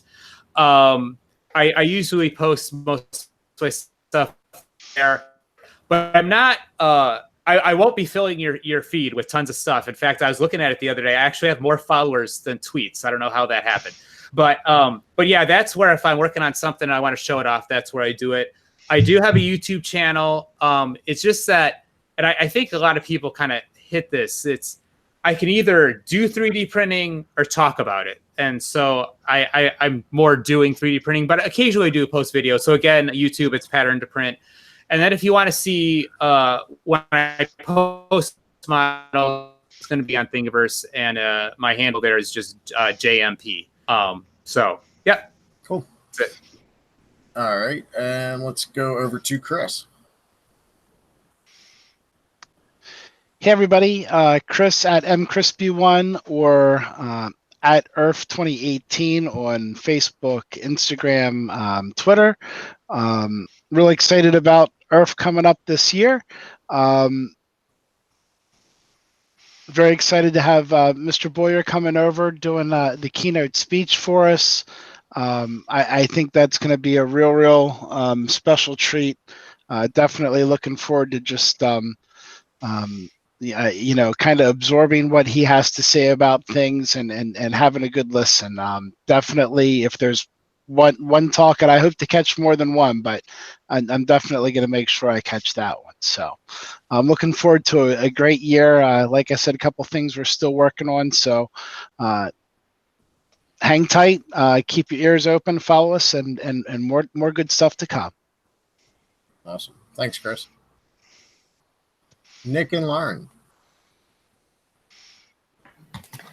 I am Lauren from Buzz Designs, and I am Nick from a third of Buzz Designs, but better known as Van Full of Puppies on Twitter. And I'm a Buzz Designs everywhere. And we're part of the Earth crew, so you can catch us on there as well. We're super, super excited for some of our sponsors. We're not going to go through the whole list because it's a long list. We're not going to go through the whole list, but I'd like to point out that Keith Tinkers has really just spoiled it, just giving away that Protopasta is a platinum sponsor. I mean, way to kill it in the chat, buddy. Way to kill it. So we do want to touch on the platinum sponsors because they are, we could not do this without them. Prusa is one. Printed Solid. E3D. And because Tinkers ruined it, Protopasta. So we're very, very excited, and we hope that you guys all can come out for it. It should be a whole lot of fun. We've got some really exciting things that we can't talk to you about yet, but stay tuned. They will be coming. Right. Exciting. Big. Pay for the whole seat. Only use the edge. Edge. Exactly. All right. Thank you, guys. Martin. Yeah, I'm Martin. I have a YouTube channel called 3DP Iceland, and I'm on Twitter as well as 3DP Iceland. I do like those landscapes. That's one of the things I do. And lately I've been doing Star Wars characters, like this one here, and this one I'm just about to finish. I've been doing this one tonight, so it's a premiere show of this one. This guy here, and this one. So I have a selection of those, and then I do a lot of filament testing, maker box sample testing, and filament reviews. So it's quite a lot of things I do on my channel. But 3DP Iceland, that's where you can find me on Twitter and YouTube. So. And you drink a lot of coffee, I imagine, on nights like this too, huh? Yeah, or Coke, Pepsi. Yeah, it's 3:38 for me in the morning. Martin is definitely dedicated. All right. Next up, we've got Sean. Hello. My name is Sean. You saw my cat, so that's what I do. I hang out with my cat all day, and I make things. And during the day, I make filament at work for IZ3D. But right now, I'm working on a couple things. I'm doing oh gosh, it broke. I'm making things that break. So I've been working on the FDL 3 blaster. I don't know if you guys were at Murph, but they were also there. So if you weren't, what they are Nerf guns. They're not Nerf guns. They hurt, like bruise. So I got shot quite a bit at Murph, and I was everyone's favorite target for some reason. So I'm making one, support them in their endeavors. It's all open source. It's all 3D printed except for the internal parts. Flywheels are even 3D printed, which is pretty sweet. So I've been doing some X-strand nylons, and then some Protopasta iron that I've been rusting and stuff. And then I went into ZBrush and did some stone textures on the original models. So it's coming together pretty nicely. I'm waiting for my kit to arrive from their website, but I don't know. So that's what's happening with that. And then I'm going to do some leather work on it, and I'm doing do some woodwork with some tiger wood for the grips. So you can 3D print the grips, but I'm going to do some woodworking instead for that to kind of change it up and give it a different tone, different texture, different feel to it.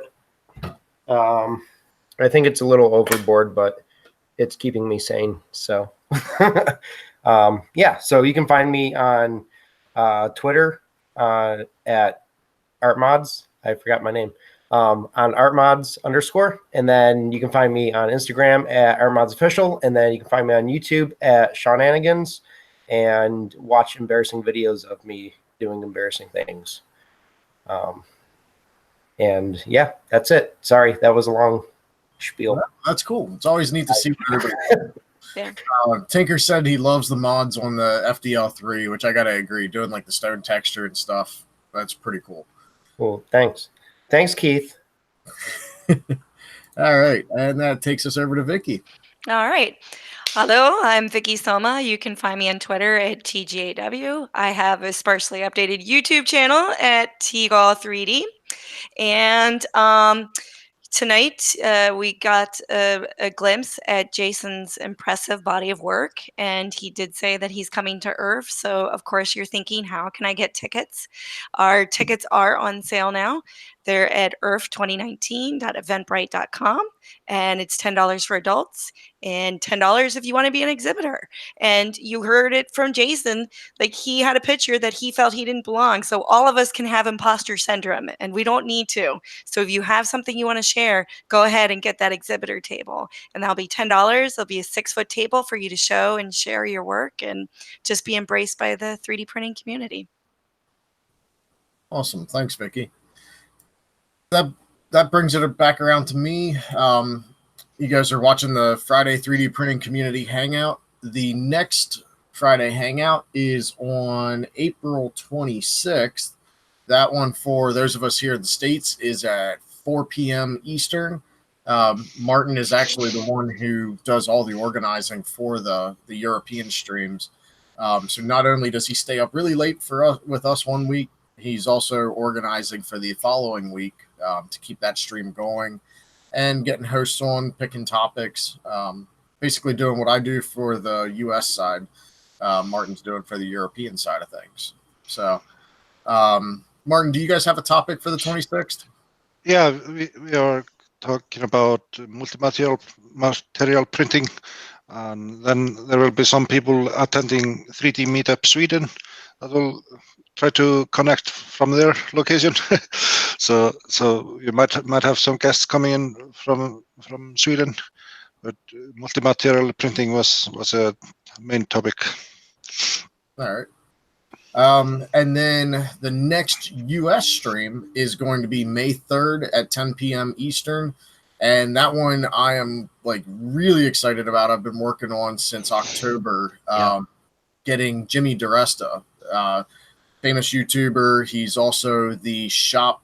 They call him the shop master, even though he doesn't like to be called master in anything, for the show Making It, which is a reality sort of competition show for makers and crafters on ABC, I believe. They just got done recording in California. Jimmy just got home this week, and is coming on the Friday night hangouts in 2 weeks. He's been working with Chuck Hellebuck to bring 3D printing into his workshop, where he does metalworking, woodworking, just general anything. If it interests him, he's interested in it. So he's been bringing 3D printing in. He's going to come on and talk about having an already up and running shop, and how 3D printing is a tool for him in his shop. So Jimmy and Chuck both will be on that stream. And again, that's May 3rd at 10 p.m. Eastern. I'd like to extend out to anybody watching this stream and watching the replay. If you are interested in being on the panel, if you have an interesting project that you want to show off and want to come on the stream as a guest, please feel free to reach out to f3dpch@gmail.com or twitter.com/f3dpch. For both the US streams and the European streams, we are definitely looking for hosts, topics, and like to get all kinds of different variety on here. One of the things that I am working on probably for the summertime is to get a stream with a few teachers who are bringing 3D printing into their classroom, as well as, oh, I still have it on Vicky. I'm not watching the chat while I talk. Yeah, I'm working on setting up a stream for in the summertime, bringing in a few educators, teachers in like the grade school level, some who are trying to bring 3D printing into the classroom, as well as some who've already brought 3D printing into their curriculum, to talk about the challenges that they face doing that and also the way they utilize it. So if you know any teachers who would be interested in coming on the Friday night hangouts, please get them in contact with us or get me some contact information and I'll get in contact with them. But that's a whole lot of rambling, so I'm going to stop. You can follow me on Twitter under the Friday Night Hangout F3DPCH account, as well as at Country Cowboy. YouTube, youtube.com/howidoit, and Patreon, patreon.com/howidoit, which you can also, as of 10 o'clock this evening, you can get the EARF MMU print for free off my Patreon, as well as check out a few posts that were previously Patreon only that are now public. So, and Matt, enough rambling. Matt, again, thank you so much for doing this and putting it out there for free, everybody. We appreciate it. Yep, absolutely. Chris, do you want to show off my latest recent project? Because that is the most recent thing I've been Sure. So I got to figure out. Okay, yeah, there's the camera. This is the latest rendition of the latest print of my Des Malone caricature. Before I even had the thought in my mind, I posted the picture on Twitter, and like in 20 minutes, Matt posted. He sent me a message. He's like, "You got your palette 2 ready?" So he immediately, it popped into his head that he was going to do something. I'm going to try to move in. It doesn't show up. There you go, in the hair there. You can see, Jason, he's got some of your technique in there. If you really look at the eyebrows as well, you can see they're a darker brown, and then this top part is mostly brown there, and you can see Matt got some layers out of it. Matt, I'll shut up. You can explain your magic. Actually, Jason pretty much explained it. It's the same. I had no idea that's how you were doing your color lithophane. I've been doing that for a little bit with like color filament swaps and stuff. Like I think you said you experimented with that too, Jason. And then you started explaining it. I'm like, that's what I'm doing, except not CMYK. Mine's just whatever. I didn't even know what filament Chris had when I sent that to him. So it's just thin layers on top of light backgrounds, allow it to give some contrast and things. I think that it's 4 colors. It was printed with the palette. But I think, what's that got? 7 or 8 total colors in it, Chris? I think it's 8. You had said 8, and I'm right there. I can figure out 7 to 8. Here's another good example of it. If you look in this bottom corner here, yeah, that's all the same color. Little zigzag, and that's just one layer of the bronze over the flesh. Yep. Yeah, so that's my latest project. Thanks, Chris. Thank you, Matt. Yep, no problem. So, what's everybody want to talk about tonight? We'll take Jason off the hook. We can talk about anything. Talk about the hockey game. The hockey.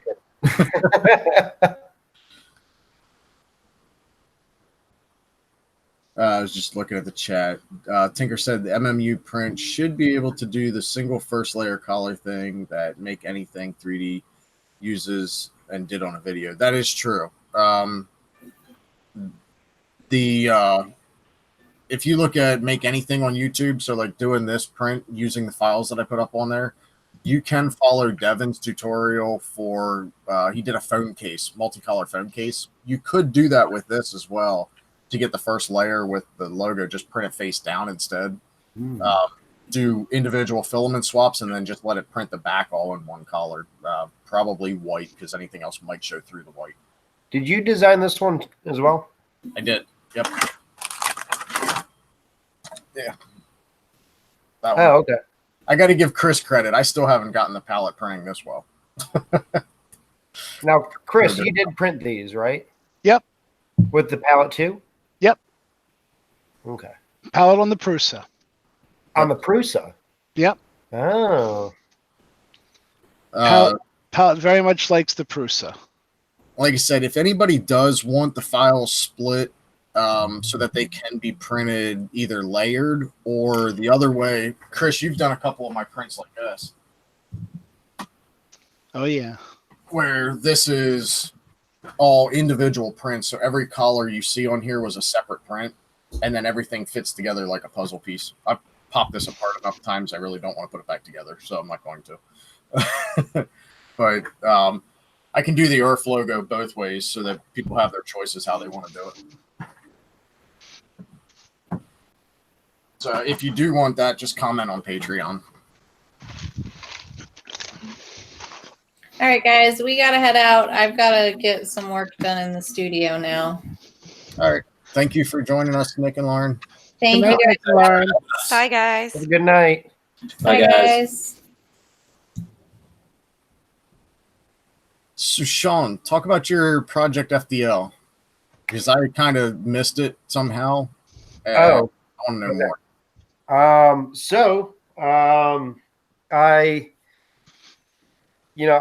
I met Jackie and Jesse, and they're amazing people, and we hit it off like super well, and they're just real good friends now. And I told them, I said, hey, I want to build one of these things, but I don't know a darn thing about it. And I don't know like what it's for. Like, is it for like a game, or is it just for like whatever? And there's like a big league in Georgia, and there's one in Michigan, and there's one somewhere else, but it's not close to here. So there's a couple leagues, and what it is it's high velocity Nerf guns. So you have airsoft, you have paintball, and they brought Nerf guns into this high velocity, adrenaline driven game atmosphere. And Shane from Prusa lit me up with 2 megs at Murph, and I had bruises all over my butt and down my leg. And it was like, it stung. It felt like getting stung by bees. And at that moment, I was like, I need this in my life. And so I, was talking to them, and they're like, yeah, you can print it and whatnot. And I learned all about it. And I fell in love. And then I started having like all these ideas, what do I want to do? So I started printing it out of samples from MakerBox. A lot of it's samples. I got some atomic filament as well. And I also got some filament one from Murph, and then I use Protopasta iron. So I had, and Color Fab brass. So I had this idea, and I wanted to do I'm pretty into like the Viking culture, like the Old Norse mythology and all that, and history of the Norwegian culture and whatnot, and Icelandic culture from back then. And so I was like, what if they had guns instead of swords, and they had to forge it all themselves and, make it from earth metals by hand. So that was the inspiration for this, is taking something from the past and bringing it into the future. And so I did a whole bunch of texturing on their original models. And I asked them first before I did it. And I said, hey, I have this idea. Is it okay if I do this? I know you're open source, and I'll give you the files back in case you want to sell it, or, whatever. It's yours for free. I don't care. I just want to do it. And they said, yeah, sure, whatever. That sounds awesome. So then it turned into doing textures on some of the parts. I know the upper and lower cowl, I did textures on those also. And this is printed in filament one. And then this is, this is atomic. This is the granite. And I wish they would make more of it, but I don't know if they are anymore, because it was on the sales, the bargain page. Or but I really like this. Anyway, so yeah, so I left all their logos and everything, but I did textures on the top and the bottom. And then I decided to do the iron because that's a natural, a natural metal that has been used for centuries. And so I did that and I rusted it like it was, out for a long time or whatever. And then I did the tip in that as well. They all have orange tips on theirs, but I decided to do the rust because I know it would turn orange, but still look like rust. I might do some orange paint on the front and then kind of sand it off a little bit like it's worn. But so that is pretty much all of it. And then the side panels I'm doing. And then I'm going to add some real hide inside of here and here. And then this one, I'm going to add leather in here as well. And so to do that, I printed duplicates. So all I'm going to do is I'm going to put some paint on this or some ink on this, and then I'm going to lay it as a template. I'm going to lay it on the back of the leather and then cut it out so that I'll have the correct shape. Nice. There's other ways to do it, but I'm just being lazy about it. So that's pretty much that side. And then this is the inside where the grips go on. So the grips go here, and then all the mechanisms for the trigger assembly go in here. So there's that. This is made out of brass, color fab brass fill. So this is kind of weighty.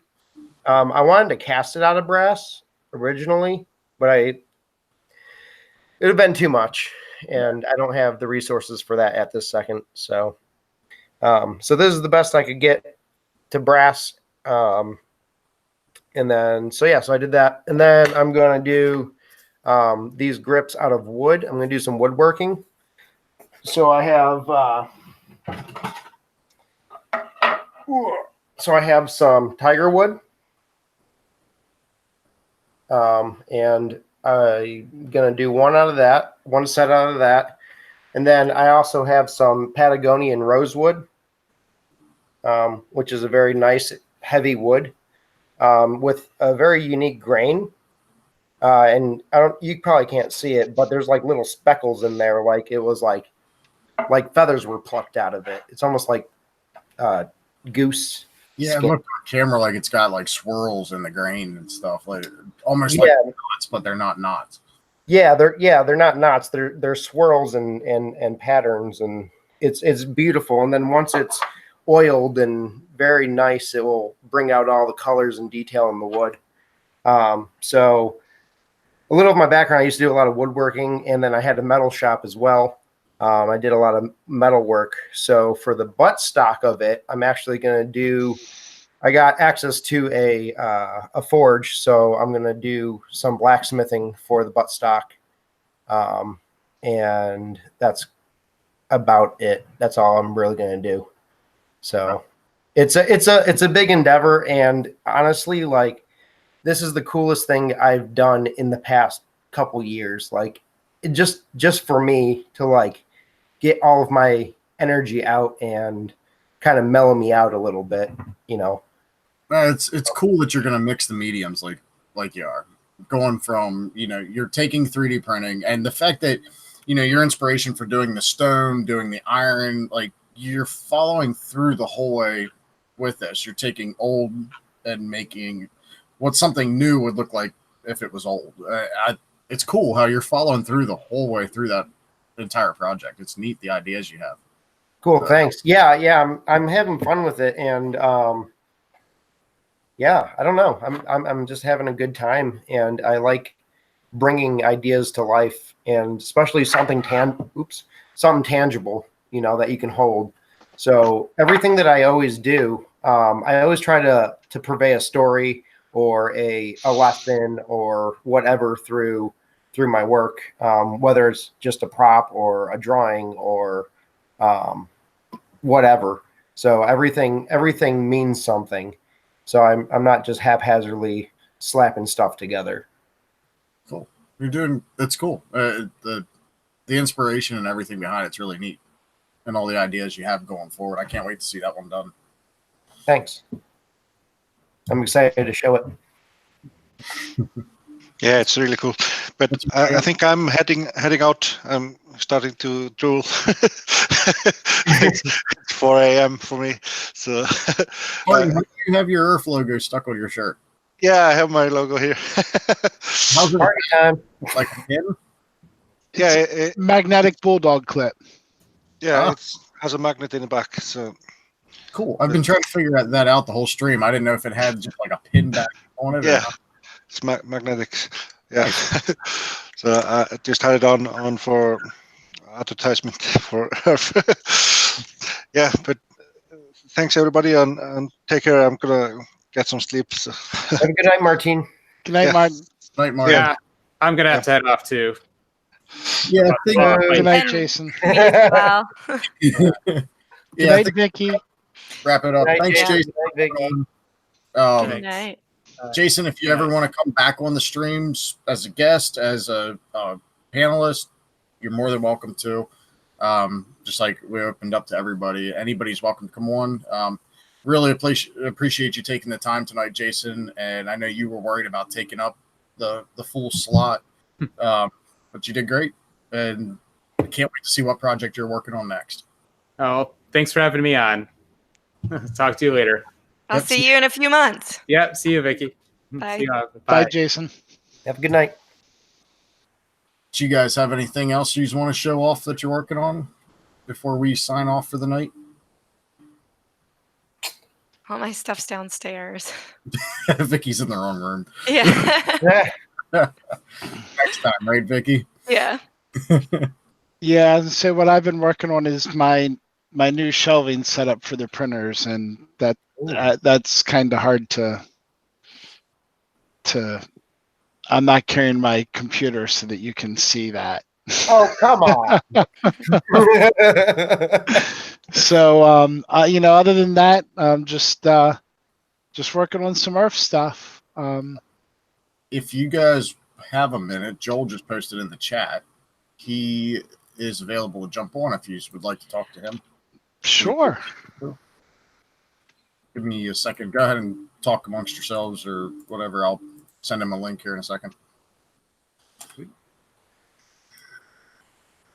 Or don't talk amongst yourselves. It's okay.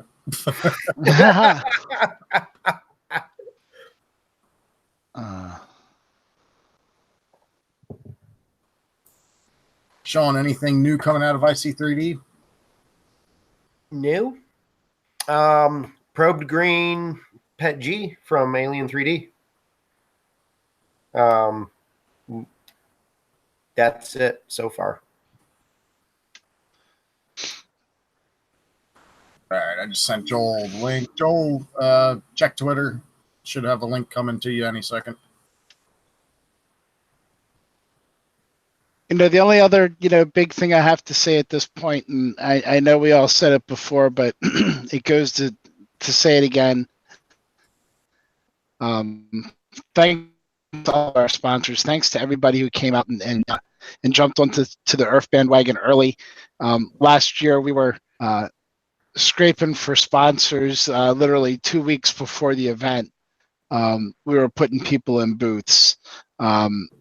And this year, it's just been a completely different feel. We're tickled pink that it's moving quick.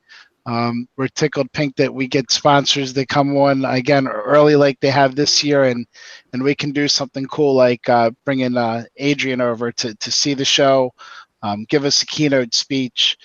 Again, he said he's really interested in walking around the floor, meeting people, seeing what people are doing.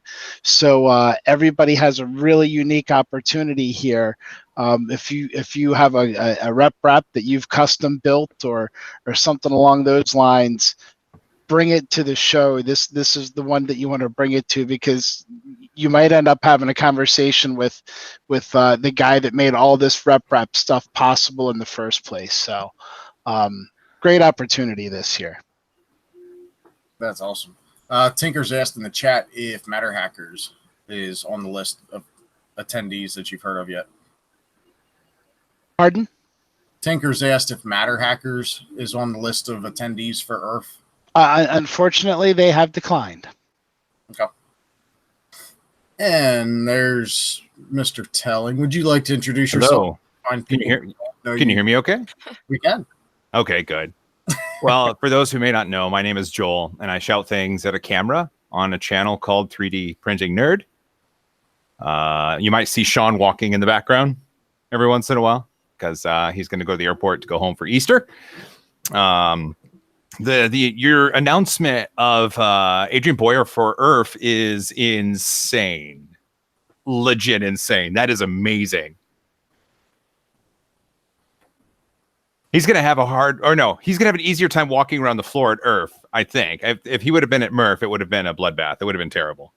Yeah, no, we'll have a little bit more room in the aisles. I think it's going to be a little bit busier than it was last year, especially with that news. But yeah, I think it'll be a little bit easier for him to be able to get through and see some things. Good. That's going to be amazing. And then I'm like 99% sure that I'm going to be at ERF this year finally, because I had a serious case of FOMO last year when I didn't get to go to the inaugural session. And I'm really, really excited to get out there. The goal is to get Sean out there as well. And hopefully my wife and my kids all get to come out as well, because it just seems right. It makes sense. You know, the Northeast in the autumn and the fall. It's a good place, right? Plenty of stuff to do out here. Right up the road is historic Havre de Grace. If you're a Revolutionary War, early America history buff, at one point of time that was the nation's capital when it was moved out of D.C., when D.C. Was in imminent danger. So you have that, and then the Maryland state capital, Annapolis, to our south, is a great quaint water town, lots of old shops, boats. Chris, you're a great Naval tour guide, Academy. You know, I like Baltimore. I've had the opportunity to leave Baltimore a couple of times. I like how it's accessible to different things. There's plenty to do here. I can be in the mountains in 2 hours, or I can be at the beach in 2 hours. So okay, it's a nice neck of the woods. It sounds great. I hope that maybe we can have an open roof van with a bunch of seats and you on a microphone, kind of just putting out the spots and giving us the tour. They do have that in downtown Baltimore. They also have the duck boats, cars that go on the ground, and then they go into the water. So we have those. It sounds like Seattle and Baltimore is pretty similar in offerings. You've got the duck boats, and I guess it's older than Seattle. We don't have any Revolutionary War stuff here. But no, two port cities. I imagine you're pretty blue collar out there as we are here, because it's basically built off the port as well. Yeah, we're fairly. It's weird. There's there's definitely a separation, because we're blue collar and we have a lot of port workers and a lot of service industry and a lot of hospitality workers, I want to say. But then we also have a great, huge behemoth of Microsoft employing a bunch of software people. And we have Google here and Facebook offices and Adobe. And so that's definitely not blue collar work, so to speak. Got that tech injection. That's right. What did I miss? Okay, so let's see. You guys talked about Adrian Boyer coming to the ERF. Yep. I saw Sean was showing off his FDL blaster, right? You rusted some filaments. You're going to do a wood handle, right? Yes. Yep. I'm going to do a wood handle. I'm going to do some blacksmithing for the stock. That's going to look really good. Like really good. I hope so. Well, it already looked good. What you were showing off looked amazing. It just the contrast of the colors on that blaster looks cool. I got I got the parts to build an FDL3. So I guess it's on at ERF? Yeah. Yeah. Oh, it's on. Oh, it's on. Like Donkey Kong. Yes. Okay. Good. Sorry, Chris, cover your ears. And Vicky.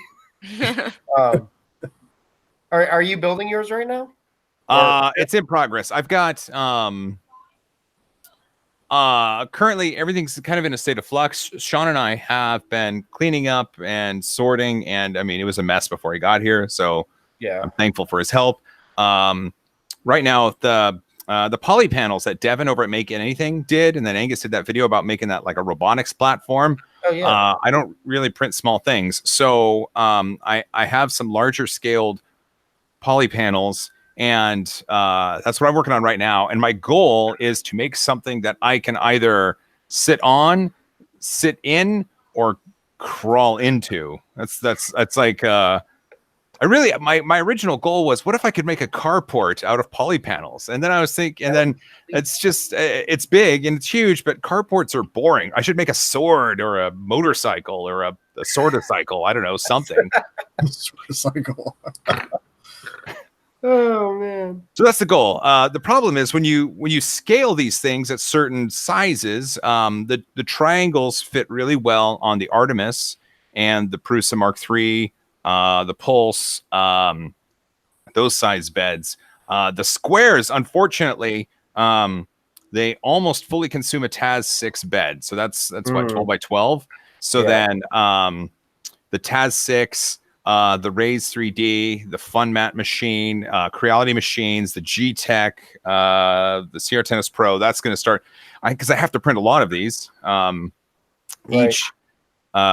Each square takes about 8 hours to print, and each triangle takes between 2 and 4 hours to print, depending on the nozzle size I'm using. So, I mean, we're looking at a few thousand hours of printing, but I'm going to make a really big, boring thing. So it's going to be worth it. That's going to be awesome. It's going to be the best boring thing ever. I guess so. It'll be the most colorful, polyrific. I don't know if that's even a word. It is. Well, but now I'm just thinking, though, I just used the term sorta-cycle, and that's got to be a thing now, right? Couldn't we somehow attach swords to a motorcycle? To like the front of it?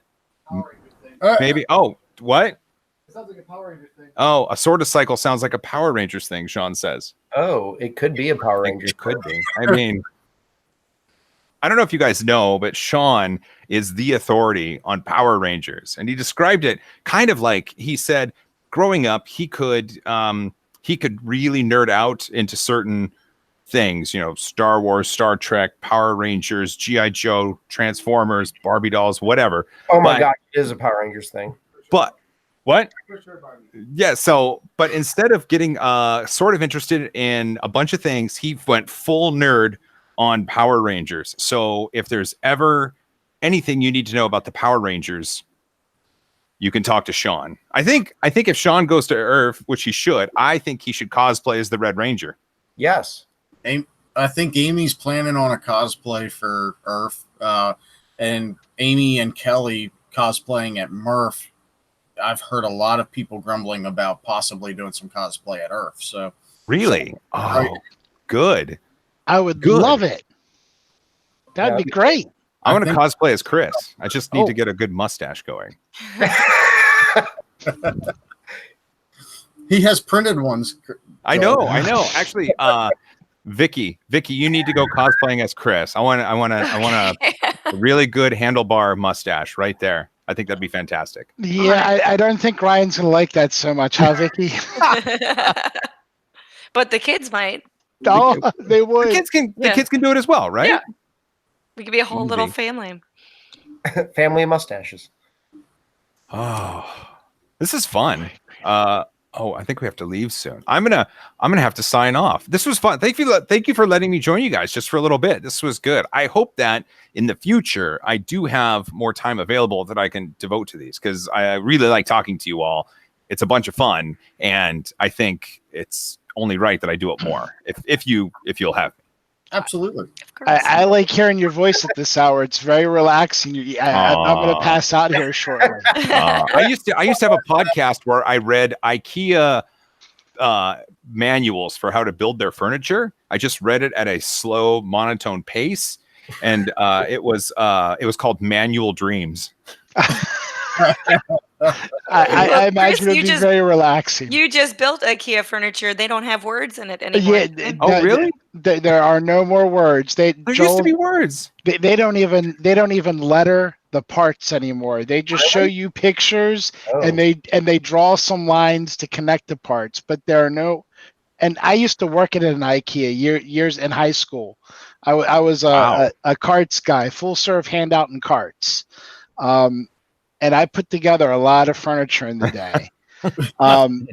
And it was bad enough with just a couple of words here and there, but my God, they took them all away at this point. And it's horrible. I'm kind of sad now at this point. I don't want to leave it on a downer. Let's leave it on an upper. Come on, I can't leave on a downer. Turn on the dead mouse head. Can you? Is it charged up? It's not. It's not. Okay. Let's see. I could. Let's see. Can I? Oh, I can't. Let's see. Hey, Sean, can you help? Oh, look at this. Could you hand me the helmet? Yes. Okay. And then, oh, perfect. And then could you plug in the plug-inner? Look at all those LEDs. Okay. And then, so Is that what that is in the back? that goes in, That's the problem last time too. Sean, no, we couldn't. it's on the back of it so that It's right there, right there. keep your head cool. Okay. Yep, right there. Oh, wow. Yeah, you see it? Yeah, it's like an Yeah. angle. Yeah, it's you got to angle it in. Okay. And then Okay, that can so it's plug got in. Okay, so it's holes and LEDs. There's So power you're up there, back there, Yep. So you can see out of it. under the desk. Yeah. Oh yeah, it's got all sorts of stuff. Wow. We're just finding a plug-in. Plug. Are we plugged? Yeah. Okay, one of the buttons is going to do something, and then there it is. Yeah. Yeah, I think that's the best one for it. I think so. There's another. Let's see. There's another button though. Isn't there? Oh, it's back here. Okay, hold on. Okay, so then That's there's just this one. rad. It's pretty cool. And then there's. Oh wait, no, that's the wrong one. Okay, so this. Let's see. Okay, there's that one. Oh. There's me. Oh, okay. That's me. That's me right there. I mean, it's a nerdy version of me, which It's the real version. it says. Oh, and it just scrolls something across the screen. High Oh, it says high High five. five. Okay. Ooh, it's bright. And then there's me doing the floss. That's accurate. And then that will scroll nerd alert across because high five was taken. Oh, there it goes again. That's cool. And then that's a face of some sort, right? Cat. Cat. Is that a cat? It's It's doing a something cat. with its eyeballs. Well, it's whatever animal, you're holding there with its ears above it. Oh, it's A okay. mouse? That makes sense. Yeah. A cat or a mouse. It's definitely not Oh. a dog. Cat or mouse? This one's fun. The cat This one's fun. I like this one a lot. And then okay, and then it's bright. It's Cylon. Oh yeah. Oh, nice. Yeah. And then back to that one. Okay. Hey, question asked in the room: Has Dead Mouse commented on any of the pictures of that yet? He is not. So Sean, will you take that for me, please? So Dead Mouse is a very busy person with a few million followers. I get the feeling he gets tagged a lot. No, he hasn't commented on it, but strangely enough, so Dead Mouse follows me because I talked to him when I worked at Adobe because he uses After Effects to power his big cube stage display thing. So I tagged him. I'm sure he got the notification. I'm sure he just thought it was so cool that he had no words left to describe it, and he just laid back in his couch or bed or Ferrari or whatever and just had good dreams. That's my thinking. Nice. So yeah. That's a good story. That's a good way for me to end it, right? That's positive. It's fun. Absolutely. Man, okay. All right. Well, go ahead, Matt. I'm sorry. Sorry, Joel. Just a reminder for everybody: the next European F3D PCH is going to be April 26th, 4 p.m. Eastern. Joel, what is that Pacific? 1 p.m. Pacific, 20 UTC. For those of you elsewhere, you can figure it out from there. May 8th is the next U.S. stream. I'm sorry, May 3rd is the next U.S. stream, 10 p.m. Eastern. What's that? 7 p.m. Pacific. Is that right? You take Eastern and you subtract 3, and that gives you Pacific. Yeah. 7 p.m. Eastern, we have Jimmy DeResta and Chuck Hellebuck coming on. So, Joel, if you want to join us for that one, I can get you hooked up with the links. Okay. For everybody. We'll see you guys on the next European stream or the next US stream. And you can follow us twitter.com at /F3DPCH. Thanks, everybody. Thanks to the panel, and thanks to our guests tonight for joining. And thanks, Joel, for jumping in at the end as well. Thanks for having me. I love you all. High five. There it is.